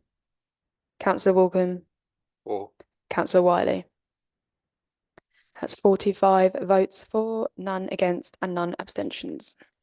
So that is carried. And thank you for the debate. And now we move on to item 11, Capital Strategy, Minimum Revenue Provision Policy and Treasury Management 2024-25. And I will pass back to Councillor Britton. Thank you, Chair. This report outlines the capital strategy, MRP policy and treasury management strategy. In terms of the capital strategy in enclosure 1, the financial position of the council is that due to the cost of servicing existing and planned debt, the council is no longer able to afford any new major capital projects. Hence the need to pause the ORL development until such a time as borrowing is reduced. In addition, capital assets are in the process of being reviewed. and we will explore ways to sell assets that could be sold to reduce the overall level of debt. A cross-party asset member reference group has been set up to consider these options. The initial meeting concluded this would only be where the interests of the community are fully protected and where there is a clear financial advantage to the council in doing so. This is not a fire sale. It is sound financial management to make asset disposals where there is no financial or community value in the assets. Enclosure 2 details the annual minimum revenue provision statement for 24-25. The council needs to approve this each year. The document details how minimum revenue provision is calculated, with the aim of ensuring that capital expenditure is financed over a period broadly commensurate with that over which the capital expenditure provides the benefits. The £6 million of asset sales planned will be applied as voluntary receipts, which will enable MRP to be reduced in subsequent years. The final report in Enclosure 3 is the Treasury Management Strategy Report. The Treasury Management function is to ensure the Council maintains adequate cash flow for both its general operations and capital investments. This report meets the requirements of both the SIPFA Code of Practice on Treasury Management and the SIPFA Prudential Code for capital finance in local authorities. The Capital Strategy, Minimum Revenue Provision Policy and Treasury Management Strategy was scrutinised by Audit and Governance Committee at its meeting on 30th of January 2024. I propose that the Council approves this report. Okay. Do I have a seconder? Councillor Adams. Thank you. Thank you, Chair. Yes, I'll second and reserve my right to speak later. Okay, thank you. Members. Okay, I do not have anyone wishing to speak. So therefore, Councillor Adams, do you wish to reserve? Okay, I will pass back to Councillor Britton if you wish to make any further comments. No further comment. Okay, thank you. We will move to a vote. So can I see all of those who are in favour of the recommendations, which I haven't actually read out. Anyway, okay, any against? Any abstentions? Okay, I declare that carried. And so we move on to item 12, the council tax setting 2024-25, which is on supplementary agenda number 3. And again, I will pass to Councillor Carl Britton. Thank you, Chair. This report brings together the various components of the final council tax bill, local precepts, county council and police and crime commissioner, and simply calculates the total council tax for each parish or town. Following the approval of the East Herts District Council budget, we need to formally approve the council tax setting report. I propose we accept the recommendations on page 2 of this report. Okay, thank you. And that's seconded by Councillor Marlowe. Thank you. I'll reserve my right to speak. Thank you. Okay, members, are there any comments, questions? Okay, we will. Councillor Britton, do you want to respond to the non-debate? No, thank you. Okay, thank you. So if we can move to a vote, can I see a show of hands for that? Oh, this is a recorded vote as well. Yes. Okay, we have another recorded vote. My apologies. Yeah. That might require investment. Yeah. Okay, Councillor Adams, For. Councillor Andrews, Councillor Boylan, Councillor Britton, Councillor Eric Buckmaster, Councillor Ruth Buckmaster, Councillor Ball, Councillor Burt, For. Councillor Carter, For. Councillor Conley, Councillor Copley, For. Councillor Cox, Councillor Crystal, Councillor Dar, Councillor Deering, For. Councillor Deafley, Councillor Devonshire, Councillor Dunlop, For. Councillor Edstock, For. Councillor Glover Ward, For. Councillor Goldspink, For. Councillor Hart, Councillor Hill, For. Councillor Hollybom, Councillor Holt, Councillor Hopewell, For. Councillor Horner, For. Councillor Hoskin, Councillor Jacobs, Councillor Marlowe, Councillor McAndrew, Councillor Nichols, For. Councillor Parsted Wyatt, Councillor Redfern, For. Councillor Smith, For. Councillor Stowe, Councillor Swainston, 4. Councillor Thomas, 4. Councillor Townsend, 4. Councillor Watson, 4. Councillor Wilcox, 4. Councillor Williamson, Councillor Wilson, Councillor Walkham, Councillor Wiley. That's 45 votes for, none against and none abstentions. So I declare that carried, and we move to item 13, which is the East Herts Council Corporate Plan. And for a change, I will ask Councillor Ben Crystal to propose the report. Thank you, Chair. So we've developed the new corporate plan alongside the 24-25 budget and the medium-term financial plan to set out the priorities for the joint administration. To set out the priorities that the joint administration wants to focus on during the next 3 years. As you can see on page 213, it is based around the concept of LEAF: listening, open and transparent, environmentally focused, acting with the community, fair and inclusive. Our first priority is to improve the way we listen and to be as open and transparent as we can be. This builds on the new exec post for resident engagement, which we created last year. We've brought out the Listening Council paper and already started improving the way we work. For instance, holding consultation events for the Air Quality Action Plan in towns around the district and creating the new community forums and development management forums. The first of those took place last night, where around 100 people attended. I know Councillor Chris Wilson and other councillors have already worked hard in Bishop Stortford and in Buntingford to help engage with residents and answer their questions and concerns on specific topics, and Chris is now working with the exec to develop a further set of resident engagement events for the coming year. Our second priority is to be more environmentally focused. We passed a climate emergency motion last year with new, more ambitious targets. Councillor Vicky Glover Ward has started working with the planning team towards a refreshed district plan with an increased focus on sustainability. Councillor Tim Hoskin is continuing with plans to reduce air pollution, encourage the uptake of EVs, and support residents who are keen to cut the cost of heating their homes or who want to act locally to help wildlife. This ties in with our third priority, to act with the community. Councillor Miney Goldspink is leading on our aim to create as much truly affordable housing as we can. We want to work with communities to encourage them to create or refresh neighbourhood plans. We want to work with partners at county, town and parish councils to help improve our town and village centres wherever we can, to ensure thriving high streets and happier communities. Our fourth priority is to be fair and inclusive.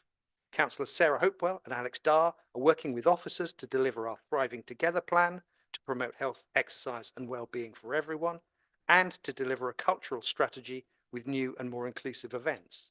At the same time, we're working to ensure that programmes including Transforming East Herts help modernise our ways of working and make us as a council as efficient and as effective as we can be to deliver services that are fair for all, given budget challenges. The next step is for officers to produce more detailed service and team level plans and indicators to show progress. There'll be quarterly progress reports for the leadership team and executive, and our aim is to use all of this, plus feedback from consultations, from councillors and from resident engagements to refresh this plan annually as we go forward. Chair, I'm pleased to propose we adopt this new corporate plan. Okay, thank you. And I believe Councillor Chris Wilson is seconding. Yes, Chair, I reserve my right to speak. Thank you. Okay, thank you. Okay, members. Councillor Jacobs. Technically, this is point of order, but I'll raise it as a question if I may. My agenda says that this is a draft and that a finalised version is to follow. Have I missed the finalised version, or is the one in the pack the final version? Okay, perhaps we can get some clarification on that. I think it is I think it's the finalised version. Yeah, okay. In terms of wording, I think it's the finalised version. It may be that there are maybe design improvements to be made. I don't know. Okay, thank you. Did you wish to make any further points, Councillor Jacobs? Just a useful clarification. It's just the agenda says that finalised version is to follow, and clearly that's incorrect. Okay. I believe there was a yes, Councillor McAndrew, and then I'll come to you. Yeah, I welcome this there's continuity from the previous administration, and there's quite a few new points. I'd like, it's an observation, under listening open and transparent, you speak about encourage residents to use our digital communication channels so those who are not digitally able can easily talk to us by phone or in person, which is good. But further down, you say maintain and improve council services while making them more cost efficient through the Transforming East Hearts programme. Earlier this evening, Councillor Thomas raised the topic about dog poo and digital and how that can be utilised to sort of dog poo. Councillor Carl Britton says we're moving towards digital, and I'm just trying to understand where in the circle we are with digital, because 1 minute we're saying use the digital channels, and in other areas we're saying we haven't got them, we're moving towards them. But apart from that, it's quite good. All right. So how digital is digital? Sorry, I thought that was an observation. It says a question. How digital? Well, it's ongoing, isn't it? We're moving that way. I think it started under your administration. It's continuing. You know. Councillor Eric Buckman. Thank you, Chairman. Yeah, I can also see a lot of merit in the revision of the previous seed approach. And as Councillor McAndrew said, good to see the continuation of many of the aspects in our previous plan. Keep what is good and revise what needs improving. I think more thought should be given to a common branding of initiatives across Hertfordshire where there is a common approach. I have mentioned before, for example, East Herts and County have different taglines for air quality and clean air. You know, and if we're going out on social media or engaging with people, it needs to be the same. I'm going to make a serious point now. I know that Councillor Wilson will come back on this, but on listening and engaging, I can appreciate why a new administration want to highlight this and try to differentiate. But I have my ear to the ground, and I don't think residents in the parishes I represent have seen this council as an especially listening council, whatever the stated intention. Now, I say that because meeting all expectations is difficult. And I can see how the L in listening helps the LEAF, leaf in the corporate plan. But I think when residents feel you aren't delivering in the way they expect, and that could be for a number of reasons, they could say, instead of the L, it's D for disinterested. And that spells something else, work it out. So we'll see, and we'll be challenging over this. And by the way, all of the exec members and all members of this council should be engaging as part of their normal role. I and others here are doing that daily, often hourly. It really is a big commitment, and we're all doing it and have always done that. Thank you, Chairman. Thank you. Yeah. Okay, Councillor Andrews. No, my point's been covered, Chairman. Thank you. Okay, thank you. Thank you for that. Okay, Councillor Estop. Thank you, Chair. Happy to support this plan, but if it's still slightly draft under environmentally focused, the second point, I would suggest putting encourage sustainable travel first, because updating the parking strategy is one means of achieving that. And I know the administration are working on a lot of other things which will help that as well, especially including the LC whip. Councillor Walcombe. Yes, I'd like to express my support for this plan. I simply have a question on the last line of it, where it says explore replacing a strong leader and cabinet system with a committee system. We've heard rumours of this for quite a while now, and I wondered if the leader of the council could explain exactly what that means and when we can expect to see a proposal on that subject. Okay, thank you. Councillor Crystal. Yes, thanks, David. So we talked about that only today. The plan is that so we start investigating the possible impacts of the switch to a committee system. And this would be done cross-party in working groups. And I think the initial thinking is that we would start to look at that towards the end of this year, next year. So I think we have to, it's a slow process. We have to take it carefully. We have to understand what we will be getting into as we change, if we do change. And we would want to have input from councillors as well. So that's very important. So it's really the next year we're going to start to investigate that in a number of different ways. Okay, thank you. Councillor Hart. Sorry to come back on this point, as it is something I bring to the chamber repeatedly, but I just wanted to pick up on the idea of the affordable housing. I know that you're looking to support that, and including the inclusivity point about homelessness. The reason why I'm asking this is because every time we make a decision about planning, we always accept watering down the targets for affordable housing. It happens every single time. So I think I'm not quite sure how we're achieving this aim to support those facing homelessness and recovering from it if every opportunity to reduce the availability for a house for them that they could afford, we take it. So I just wondered how we're going to incorporate this idea of supporting those facing homelessness and recovering from it if it's not reflected more actively in our planning policy. Okay, Councillor Miney Goldspink, if you want to respond to that. Thank you, Chair.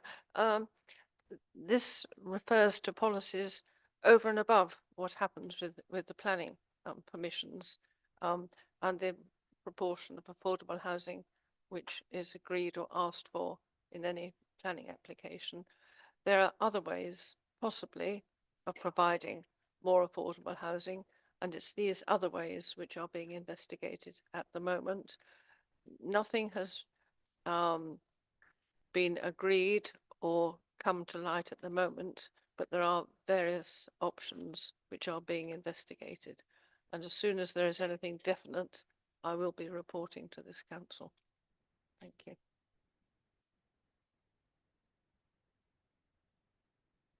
Okay. Councillor Devonshire.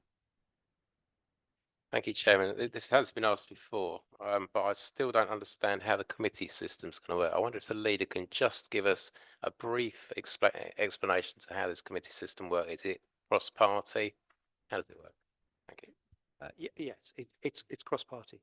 So you have, so decision making is made within committee groups where it's cross-party representation, and then that feeds into the main committees that we might recognise. The committee, there are lots of versions of it, so it's hard to say right now which one we might want to consider. But I think that would be part of the decision making and the consultation with councillors that would take place. Thank you. Councillor Deering. Thank you very much, Chairman. Clearly this is very good, isn't it? And it's a continuation again of some of the themes and attitudes that we ourselves carried when we were the administration. So we will be completely supportive of this. It's a very good thing. I've just got a couple of points. I also, my eye was caught by the very last line on the presentation. And I've heard what you said, Ben, but you did say that the process of thinking about what to do might run into the beginnings of next year. By that point, we won't be too far off 2 years since the election, or more to the point, 2 years left to go. Why would it take so long in order to formulate what might be the change?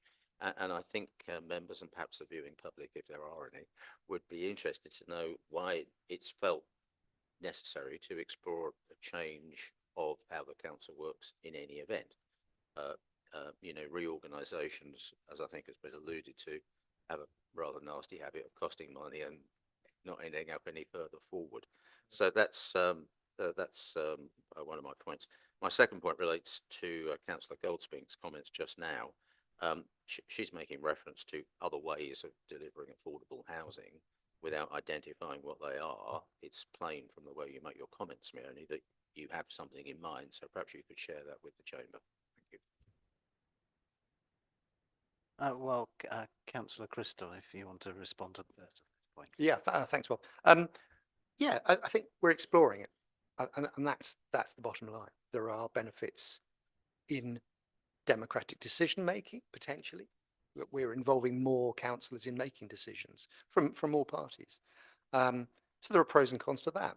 I think we have to look at it. We want to look at it. There are a variety of different models, different sort of forms of that committee approach, and I think we would want to try and explore that because if it can be more democratic and it can work and it doesn't cost vastly much more and it doesn't slow things down vastly, there could be benefits there. I think that's where we want to go.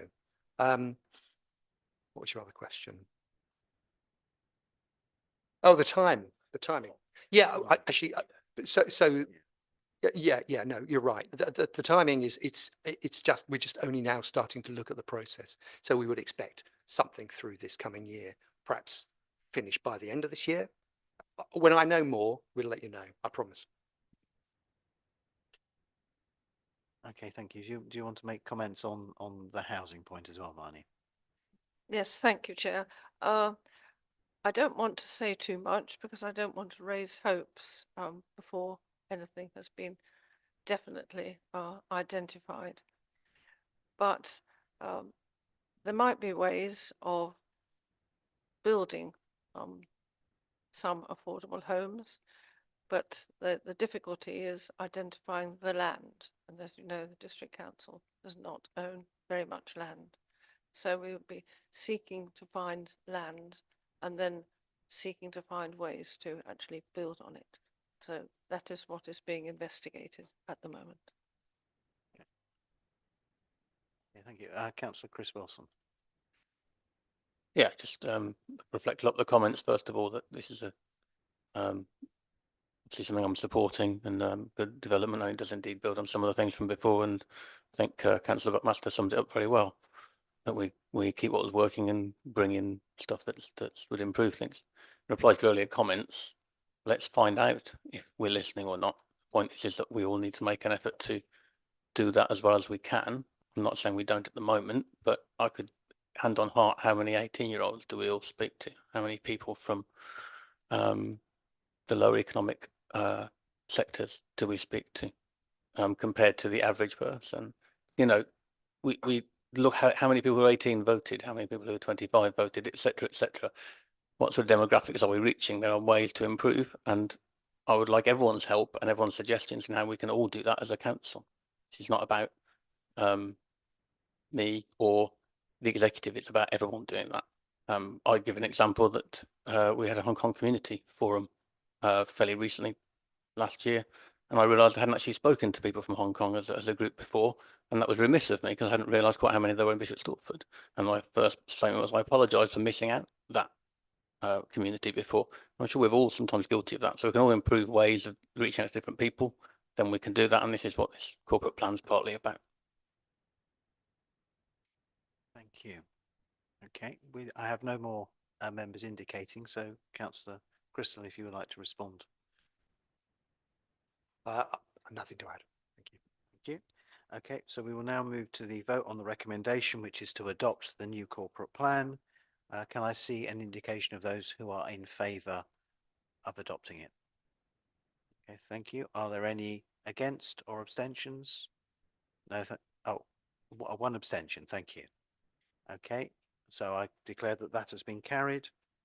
And we move to the annual Treasury Management Review for 2022-23. And I invite Councillor Carl Britton to propose that and to introduce the report. Thank you, Chair. This is the annual Treasury Management Report for 22-23, which is required under the Local Government Act 2003. Treasury management function is to ensure the council maintains adequate cash flow for its general operations and capital investments. The report meets the requirements of both the SIPFA Code of Practice on Treasury Management and SIPFA Prudential Code for Capital Financing in local authorities. The report was reviewed by the Audit and Governance Committee in November 2023, and I believe there were no suggestions. So I'd like to propose this report. Okay, thank you. Councillor Thomas, are you seconding the report? Yes, and I reserve my right to speak. Thank you very much. Do any members wish to comment or ask a question on this report? No. Okay, that's good. I will go back to Councillor Britton if you wish to respond or wish to add anything. No, thank you. Thank you. Okay, so the recommendation for council is to approve the annual Treasury Management Review and Prudential Indicators for 2022-23. So members, can I have a show of hands for those who are in favour of that recommendation? Okay, are there any against or abstentions? No. So that is carried unanimously. Thank you. And we move to item 15, the Treasury Management Mid-Year Review for 2023-24. And again, I turn to Councillor Carl Britton to present that report. This is the mid-year version of the same report. So it meets all the same government acts, etc. And this report was reviewed by Audit and Governance on January the 30th, 2024, and it's presented to full council for approval. Okay, thank you. Councillor Townsend, I believe you are seconding this report. Yes, I am, and I reserve my right to speak. Okay, are there any members who wish to comment, ask a question? No. Councillor Townsend, you? Nothing further then. Thank you. Okay, right. Councillor Britton? No, thank you. Okay, so can I have a show of hands for the recommendation, which is to approve the mid-year Treasury Management Review and Prudential Indicators for 2023-24, and I believe that's unanimous. Are there any against or abstentions? No, thank you. So that is carried. And we move to item 16, the Millstream 30-year business plan for 2024-25. Now, please note that within the report, Appendix A is exempt, which means that if members wish to discuss the details of the accounts, the meeting will need to move into part 2 and the webcast paused. So without any further ado, I will invite the Executive Member for Financial Sustainability, Councillor Carl Britton, to introduce this report. Thank you, Chair. The Council's property investment company, Millstream, has been operating for nearly 6 years now. Each year, Millstream provides much needed income to the Council through the owning and letting of homes in East Herts at market rents. This income is built into the Council's budget and thus reduces the need for savings. As mentioned in previous years, since the inception of the company in 2018, there have been several significant national and local changes governing the provision of any loans from the Council to the company. As explained in the business plan and previous reports to the Council, these changes in combination mean that the company is no longer adding to its existing portfolio. I'd like to summarise the changes. First, as expected, since the company was formed, the Council has come to use borrowing rather than its own resources for significant capital expenditure. So the Council would now need to borrow money and then lend to the company for it to buy more properties. Second, since the company's inception, there has also been an unexpected change to the National Finance Guidance, such that if a council borrows money to buy properties or to lend a company to buy properties, it must now make a minimum revenue provision each year within its budget. This is similar to repaying the capital on a mortgage, and so it is a significant amount. As a direct result, if Millstream were to buy new property, it would need to charge a rent high enough to cover the council's A, the council's interest on the money to borrow to lend to the company, and B, the minimum revenue provision. Unfortunately, it is simply not possible, nor indeed desirable, to charge enough rent to cover these costs and the costs of management and maintenance. The situation would also be the same if the company borrowed from a high street bank. Therefore, Millstream is now in a steady state of managing its existing properties, the financial arrangements for which are not impacted by any of these changes I've described. Of note, as the sole shareholder, the council could work with the company on selling some or all of the properties. However, at this time, the properties represent a low-risk investment at a healthy yield, with a calculated annual internal rate of return of 5.95% for the council over the lifetime of the business plan. With regard to the income to the council gains an income stream from interest payments on the loan it makes to the company at commercial rates, charges for staff time with a legitimate profit margin added, and any dividends from surpluses. In 23-24, the income to the council will be in excess of 160,000, with the projected income for 24-25 in the business plan in front of council tonight being in excess of 175,000. Thus, I would suggest Millstream provides a win-win proposition. Local people benefit from high-quality homes at reasonable rents, while the council receives much-needed income. 3 council officers act as the directors of Millstream, with, to be clear, none of them receiving any additional remuneration for this. I would like to now hand over to one of the directors, Jonathan Gill, to give a little more detail about the 2024-25 business plan. Thank you very much. Before starting, I appreciate that it is unusual for an officer to speak on a report to council. But as Councillor Britton has said, I'm doing this, as I have in previous years, not in my capacity, as it were, as an officer of the council, but in my capacity as a director of the company, Millstream.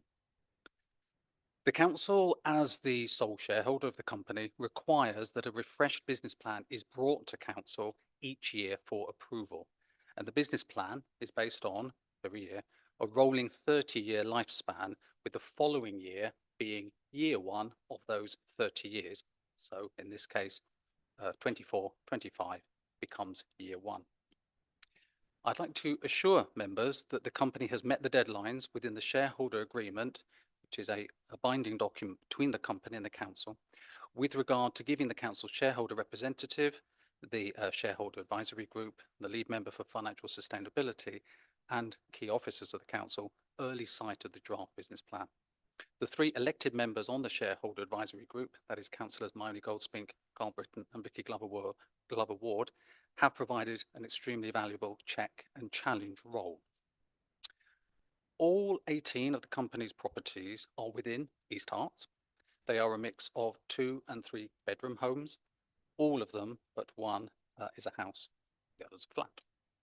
The homes are let at rents which are typically at the entry level of the private rental market. And in fact, some of the rents are around, or in a few cases below, the local housing allowance level, bringing them in line with some affordable rents in the district. Those properties are managed on behalf of the company by reputable local letting agents engaged by the company, and any works are carried out by local contractors. And so thus, the company is supporting the district's economy. The private rental sector, the conditions in the private rental sector are regularly reviewed by Millstream, and the rental market remains buoyant in East Herts. And indeed, the period between lettings is rarely, and indeed not at all in the last couple of years, longer than a month. Councillor Britton has explained how the company is able to provide a steady income stream to the council, and the 24-25 business plan in the exempt appendix, I would argue, demonstrates that the company is in a sound position to do so. Just to provide further comfort, part of that business plan and part of the annual analysis each year is to do what we call a downside analysis by including a number of scenarios of adverse inflation movements, higher inflation movements that is, and lower income assumptions. And when we model that through, that would not be fatal to the company, and indeed it maintains a substantial income to the council, largely by virtue of the fixed rate interest the council owes. And added to that, each year we have external auditors who produce those accounts. I'd like to hand back to Councillor Britton. Thank you. Thank you.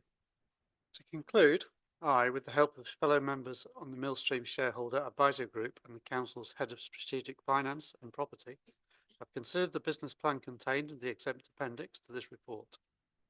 I believe the Council can be assured that Millstream can continue to provide a healthy income to the Council, and so therefore I recommend to the Council approval of Millstream's 23-24 business plan. Okay, thank you. I believe Councillor Swainston, you are seconding. Thank you, Chair. Yes, I'm seconding, and I'll reserve my right. Okay, thank you. So members, does anyone have a comment or, okay, thank you. I will I will start with Councillor Williamson. Thank you, Chairman. I just wanted to say, when we set up Millstream all those years ago now, it was a very exciting project. I think we're all disappointed that the constraints put upon us don't allow us to expand that operation, but we have what we have, and it's still very satisfying and rewarding to hear that it is bringing in good revenue for the council. Good report. Thank you. Councillor Wiley. Thank you, Chairman. Directors of companies have very few things that they have to do. One of them is to run the company and to make sure that they're running it on behalf of the shareholders.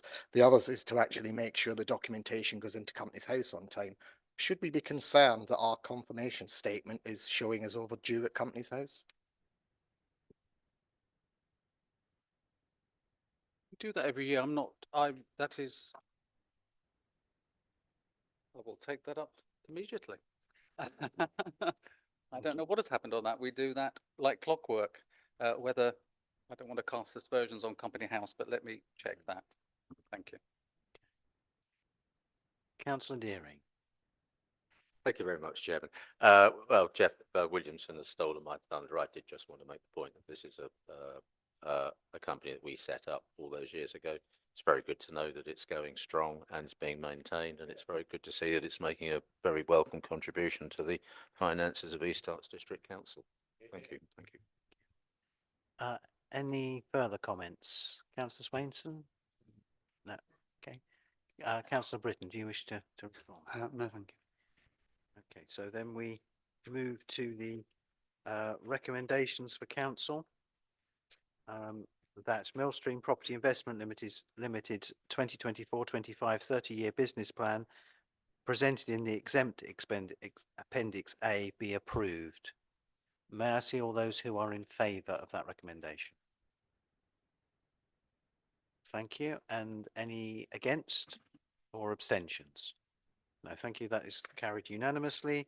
So we move to the pay policy statement for 2024-25.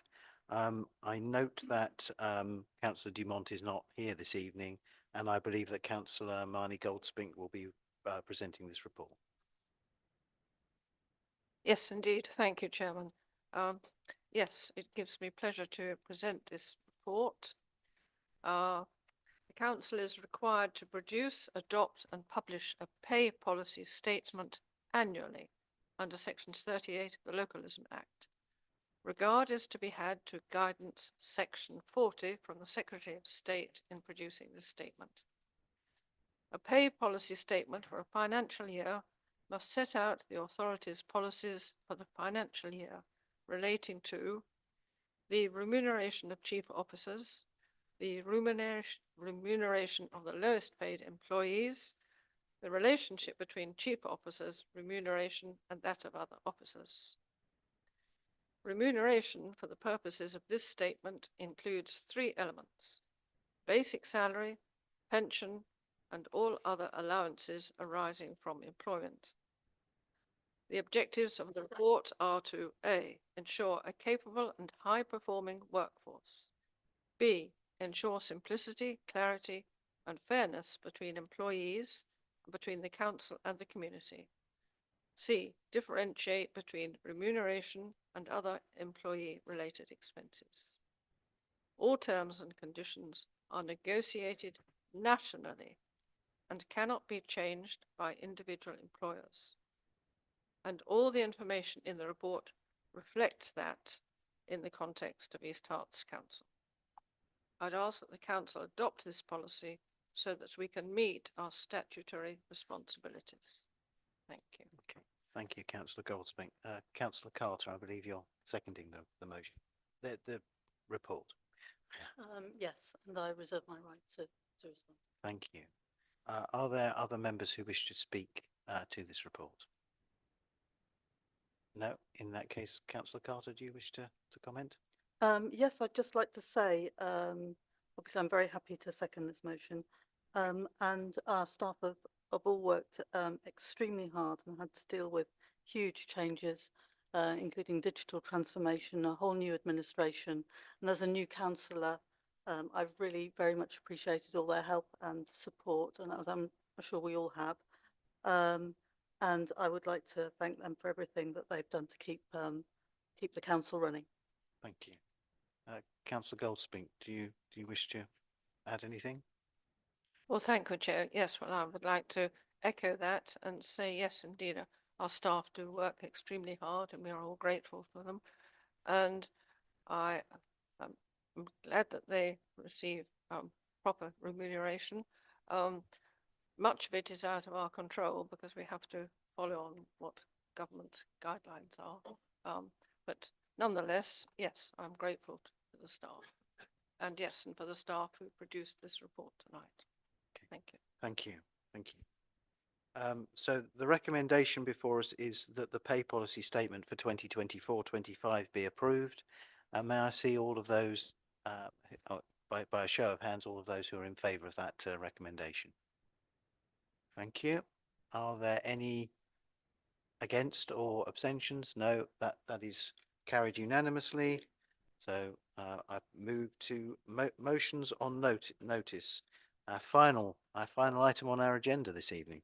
And one motion has been submitted, and that is with regards to water supply risk.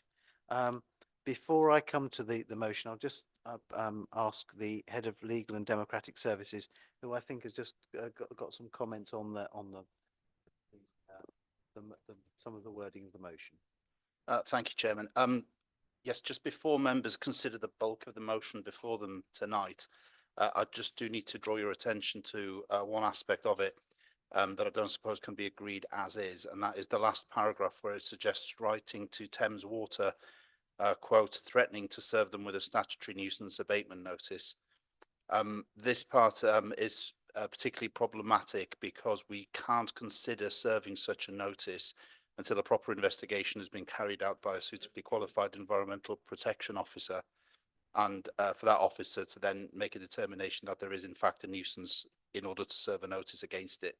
So if members were minded to pass this motion this evening, then I would just point out that wording would probably just need to be amended slightly to allow for that investigation to take place, because as I say, it would be putting the cart before the horse somewhat to threaten to serve a notice when we don't know that there is in fact a nuisance happening.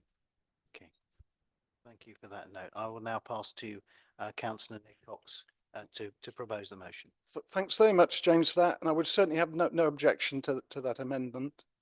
Before I start, could I ask for a recorded vote on this item, please? Do you have 5 members? Or do we?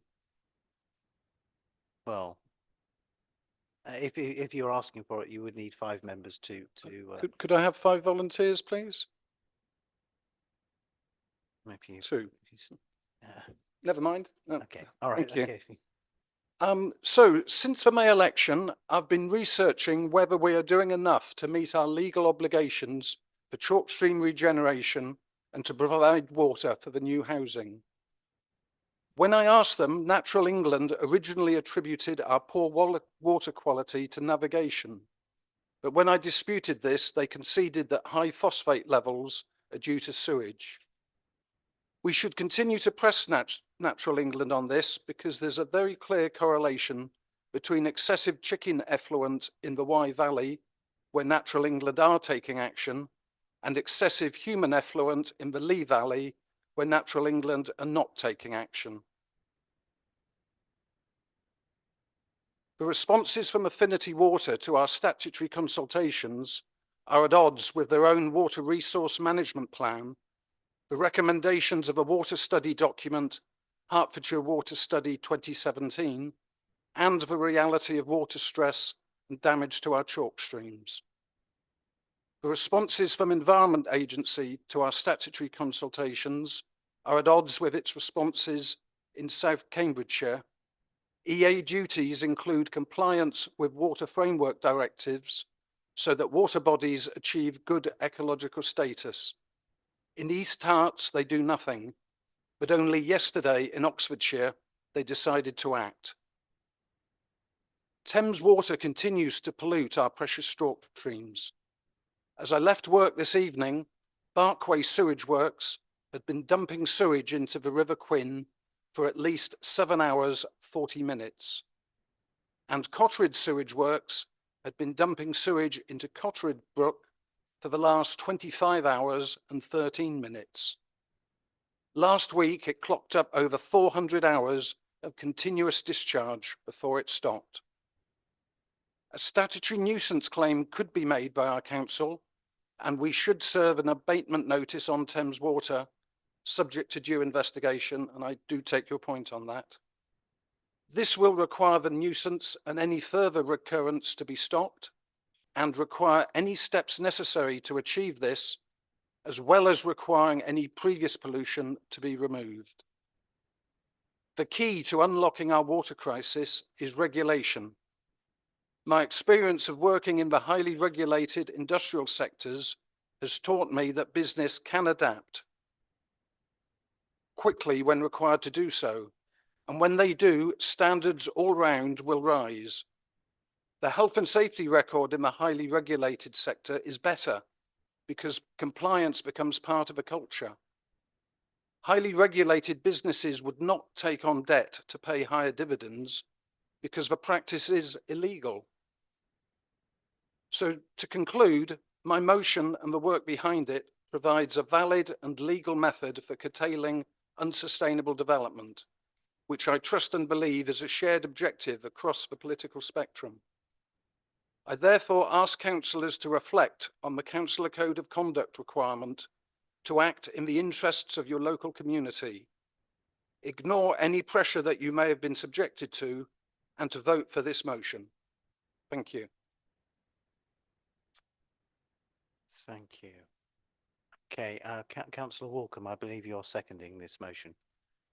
I am indeed, sir. I reserve my right to speak. Okay, thank you. Councillor Glover Ward. Thank you, Chair. Firstly, I would like to thank Councillor Cox for his well-intentioned motion, as I think we can all agree that there are significant water resource challenges facing East Herts. We, as a council, do need to have regard to the Thames Water Basin Management Plan in line with the requirements of the Water Framework Directive. I think we can all agree that the quality of water is an important consideration and measures to safeguard water resources are vital. There are, however, multiple organisations that have roles and responsibilities to respond to these challenges, and it is important to remember that the Council's responsibility, as detailed in Section 83 of the Water Act 2003, is to conserve water. This can be done by supporting the efficient use of water and by maintaining the profile of this key issue through its powers in the regulatory planning framework. Vis-à-vis conserving water, the Council is already meeting its responsibility in this respect. The district plan states that East Herts is facing high water stress, see paragraph 23.4.5, and acknowledges the high per head per day water usage in East Herts of 160 litres, which is 10 litres per day more than national norms. To address this, policy WAT4 includes a specific water target of 110 litres per head per day. Strengthening this target can be proactively considered through the district plan update. Other councils, for example Enfield Council, have set a target for major residential developments to be using no more than 80 litres per head per day. East Hart planners have already discussed this reduced target with the Environment Agency, who would be supportive of East Hart pursuing similar increased water efficiency gains. The Hertfordshire Water Study 2017, mentioned in the motion, is over 6 years old, and we will need to do an updated water cycle study to inform the district plan update. This work will identify where water management and quality issues may be occurring in East Herts, and in turn, what solutions may be appropriate. Plus, this will also support any policy changes in the revised district plan. The importance of Hertfordshire's chalk streams cannot be underestimated as a rare and beautiful habitat. The Council's planning policy team is already working with the Environment Agency to ensure that the findings of the CABA catchment-based approach chalk stream restoration strategy published in October 2021 are incorporated into the district plan update. As part of the CABA strategy, water companies with chalk streams within their supply areas were asked to nominate chalk stream catchments to form a national network of flagship restoration projects. The Affinity Water flagship chalk stream catchment is the River Bean, which includes the Upper Bean, the Lower Bean, and Stevenage Brook. So there will be a lot of attention in this catchment over the next few years, a significant portion of which will be in East Herts. Once details are released, we intend to propose that East Herts District Council commit to work with the Environment Agency and other key partners on this fantastic opportunity to pioneer restoration of these chalk streams. This is one of the many projects where the Environment Agency are working with multiple partners and stakeholders in the catchment partnerships within East Herts to deliver environmental improvements. In the future, we will only be able to plan for the new homes that we need if we have evidence from the water industry that demonstrates there will be an adequate water supply without causing unacceptable harm to the environment. What the council can't do is seek to prevent development per se. Housing need continues to be acute in East Herts, and we also have a responsibility to meet this need. The allocated strategic sites at Gilston and Ware are key to meeting our housing needs. The Environment Agency are a statutory consultee in the planning process, including providing technical advice. As a statutory consultee, it is not for the council to tell the Environment Agency how to advise on development proposals. Should the Environment Agency consider there to be a specific issue with development proposals coming forward, they will tell us. Officers have already spoken to the Environment Agency regarding the position in the Greater Cambridge area, and the Environment Agency is clear that the situation is different in East Herts and that there is no need to prevent development coming forward at this point in time. This position is kept under review as a matter of course, and particularly we will be very conscious of this when we are updating the district plan. We need to remember that the council must be able to demonstrate that it has an adequate supply of housing to meet East Herts' housing needs. As work starts on the update of the district plan, it will be essential that the remaining strategic sites continue to deliver in line with the trajectory to ensure an ongoing supply of housing, both market and affordable, together with the infrastructure that is needed to support growth. As allocated sites in the district plan, Gilston and Ware are absolutely key to the council being able to demonstrate a 5-year housing land supply. If this motion is agreed, it will weaken the 5-year housing land supply position and lead to an increased risk of speculative development across the district, particularly around towns and villages such as Buntingford that are not in the green belt. Speculative development means that the council will lose a significant degree of control over where new housing is built, the infrastructure to support that housing, and the ability to influence the quality outcomes for communities. Unfortunately, this has happened before in Buntingford, prior to the district plan being introduced in 2018, where significant speculative development without coordinated infrastructure provision came forward in a piecemeal way. Another consequence of agreeing this motion is that it could seriously legally compromise past and future resolutions of the Development Management Committee because it makes unfounded and out of context accusations as to the integrity of the consultee responses to planning applications. In summary, this motion is premature, coming ahead of the detailed work associated with the district plan update. And if agreed, the effect of this motion is potentially to weaken the council's 5-year housing land supply by creating uncertainty around the deliverability of sites. It potentially increases the risk of speculative development across the district without appropriate infrastructure provision and the ability to positively influence the planning outcomes for communities. It undermines confidence in the plan-led system, which not only allows the council to set out the special at the spatial strategy for the district, but it also provides development certainty as allocated sites have gone through a rigorous testing process. It will reduce the council's ability to influence quality placemaking and outcomes for communities. It will result in compromising the legal integrity of past and future resolutions of the Development Management Committee. For example, Gilston and Ware 2 and other similar applications, by exposing the council to the risk of legal challenges based on comments made on consultee responses. It potentially leads to the challenge from the Gilston applicants and/or objectors to the proposals. And finally, it jeopardises the council's relationship with statutory consultees as a result of telling them how they should be responding to development proposals. The most appropriate way to deal with this matter is to proactively work with the Environment Agency and the water companies on the district plan update.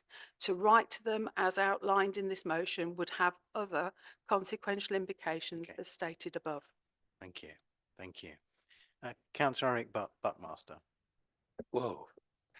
I might be saying the same thing in about a 50th. I'll just take it quick, will you? Yeah, they are all worthy points in the motion, and I respect the intentions.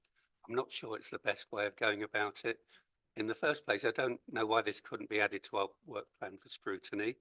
It would then be possible to invite witnesses to come and give an account of themselves. We've previously done something like this at county with regard to flooding and drainage and invited appropriate agencies. There's also the Hertfordshire Climate Change and Sustainability Partnership that has water as one of its work programmes. It's also something we could lobby for through the LGA. There will be lead members of the LGA for this subject, and it would be more powerful for a larger body to pick this up. For information, on Friday the 8th of March, there's an East of England LGA Water Summit, and I'll be attending that in my county role. Just to give you some of the heading, it doesn't cover all of the things you mentioned, but collaborating for sustainability, ensuring sustainable water resources for regional economic growth. There'll be workshops on future water supply to meet demand for growth, nature-based solutions, the future of flood management, managing down demand, and biodiversity and river health. And the Environment Agency will be the Anglian Water, various local authorities are there, MPs and the Met Office. So I think there are other ways of doing this, but I think there are dangers, both that you've heard from the exec member and from James Ellis. It may be best not to go through this way of doing it. Thank you, Chairman. Thank you.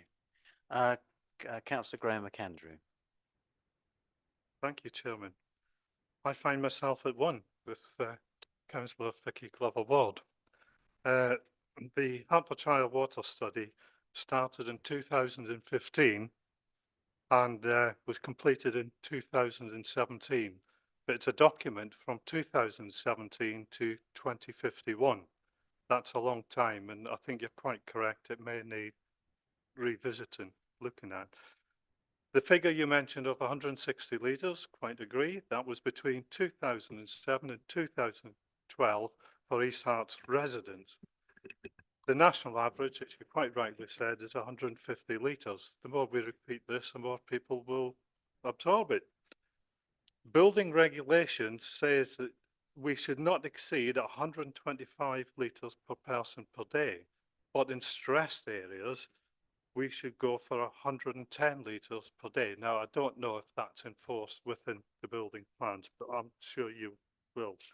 But I do welcome the going down to 80 litres per person per day, and a lot of this could be in the gift of the administration when they revisit the district plan. Thank you. Okay, thank you. Councillor Tony Stowe. Thank you. I just wanted to really wholeheartedly agree with what Councillor Glover-Ward said. You know, I think this is the wrong way to deal with this situation. It should be dealt with through our district plan, the revision of that, and that's the right way. We engage with their agencies and put the in writing like you're talking about. We'll just turn them against what we're trying to do. And I think what you've said is right. Thank you. I'll turn to Councillor Ben Crystal. Can I, Councillor Glover-Ward, can you switch your microphone? Oh, sorry. Oh, And councillor Eric Buckmaster, yes, thank you. Thank you, Chair. I'll try and be quick. I know the time's ticking. Nick, I do appreciate you feel frustrated at our council's lack of strong and clear powers to directly tackle issues like over abstraction and the continued release of sewage into our chalk streams. As Greens and as many people here, we all share those frustrations, and I'm sure everyone wants to see clean chalk streams that don't dry up in the summer and a water supply that's safe and sustainable. But I also have to agree with Councillor Vicky Glover-Ward. This motion, though well-intentioned, actually risks causing our district plan serious problems. And so unfortunately, I'm unable to support it tonight. I feel you just needed a bit more time to develop it. As Eric suggested, going through overview and scrutiny could be an excellent route. Clearly, if we'd had more opportunities to discuss this motion with the planning team and had engaged with the broader group in a more effective manner, we could have arrived at something that worked for everyone. Although tonight I have to urge councillors to vote against your motion, I promise to ensure that we can bring an improved water motion to this council as soon as possible, one that can get support from all of us. The reality is that we have to work with other agencies and within the constraints of our planning system to protect our chalk streams and water supply and make sure that we use every opportunity that a refreshed district plan can give us. And we are determined to do that.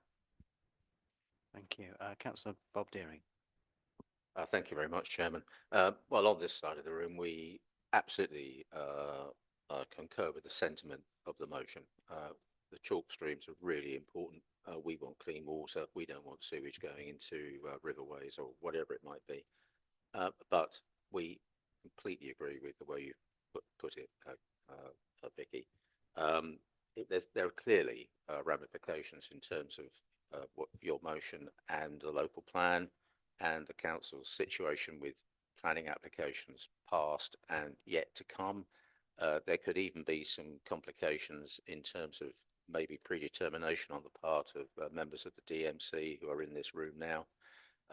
So yeah, we totally supportive of the sentiment, but with great respect, Councillor Vicky Glover-Ward is absolutely correct in everything she said.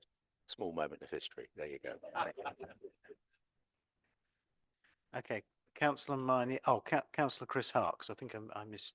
Yeah. Sorry, it's just an update, and you have to accept I'm an inexperienced councillor. I've only been doing this for a short time, so I'm not fully up to speed with things. But the thing that kind of worried me about the whole conversation was the fact that Affinity Water themselves, in their estimate of their water plan, have acknowledged that they don't have enough water.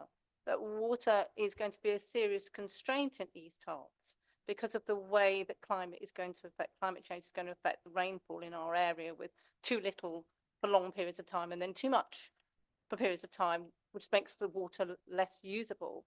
And their plan for resolving that, obviously, I mean, you probably know what the plan is, but I'm assuming you do, because it would form part of the planning for how water resources would be managed with future development, which is obviously to bring water down from the West Midlands, down the Grand Union Canal, and pipe it over to East Herts, which is, you know, it's with Ofgem at the moment. It's being considered. It's very cost effective. It seems a very good solution to move water from one place to another and solve water shortages. The only problem with it is that West Midlands, where this water is coming from, has exactly the same problems as East Herts has, in that they're going to have too much water in the wrong way, in wetter winters, and too little water with increased droughts. And they've already experienced that. They had a drought in 2022 and they have repeated floods in the West Midlands. And their answer to this, like our answer, would be to have better water conservation, to resolve leakages. That's one way Severn Trent will think of doing it. And the other way they'll think of doing it is they won't export water. So they'll look at where they're exporting it to other regions and say, we're not doing that. And the difficulty I've got with the whole of this conversation is we're not looking at the long term. We're looking at what happens now in the next 5 years, but we're not necessarily looking at what happens in the next 10 years, by which time half these houses won't even be built before we already have a problem with water management, because the whole discussion doesn't look at the whole picture, it only looks one little bit of it. And I do think we need to be looking at the entire picture about what happens in the long term, because we are going to have water constraints in this area. And it's not just about what happens in this document and this district plan. or even in the next district plan, but in the one that happens 5 or 10 years hence.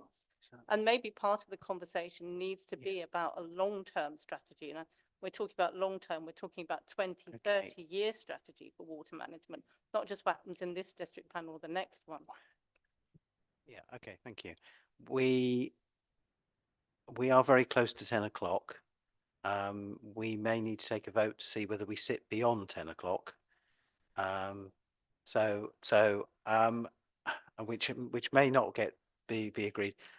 Councillor Marnie Goldsmith is the only other person I've got who's indicated. So, sorry. Oh, Councillor Estop as well. Okay. Thank you. But if very quickly, if you can mention, and then we'll move. All right, I'd just like to say, yes, I appreciate the intention and the ideas behind this motion. Yes, and I do support the idea that we should protect our chalk streams and that we do want to have adequate water supply. So I support all of that, but I'm really worried about the suggestion that we should question the validity of the statutory responses which were given by Affinity Water and other agencies, and our DMC has granted some outline planning permission based on, well, accepting these responses.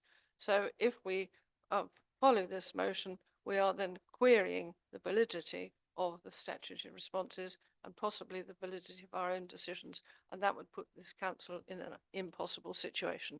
So I will not be supporting this motion. Thank you. Councillor Estop. Thank you, Chair. I think water, I speak with care as a member of Development Management Committee.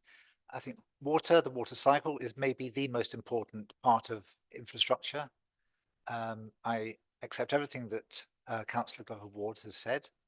But I see this motion as not something to scare us. I see it as an argument for presuming sustainable development, which is what we have to do. But I see it as a strong argument for evidence, for good evidence. And I see it as a case, making a case for scrutinizing evidence. And that means in policy making, and it means in development proposals. And I agree that long term we have to be thinking. So I think it's making a good point. I will abstain because of there are issues with the way that it's put. But I think it's a principle that we can not be afraid of.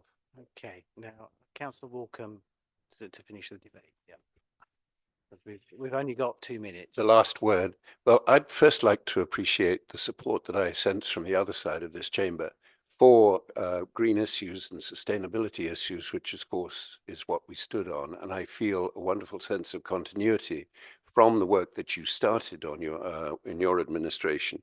However, I do want to support this motion because I think what we're missing here is the sense of urgency. We really can't wait for a district plan that may be 2, 3, 4 years away when we're looking at 450 million gallons shortfall, when we're talking about Herts as one of the most water stressed regions in the county.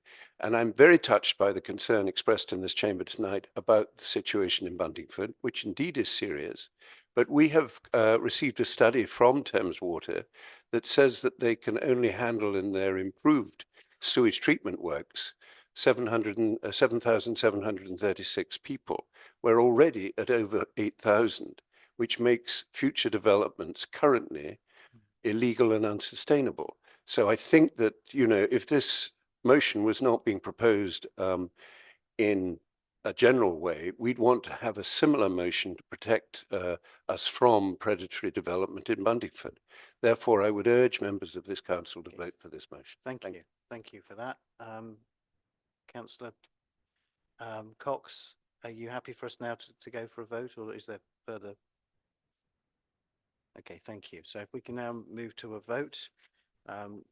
You have all seen the motion, and I will ask for a show of hands for those who are in favour of this motion. Okay, those who are against, and are there any abstentions? Okay, thank you. So the motion is not carried. Thank you, and thank you all for your attention this evening, and that concludes tonight's business. So I declare the meeting closed, and we got there by the skin of our teeth, but thank you.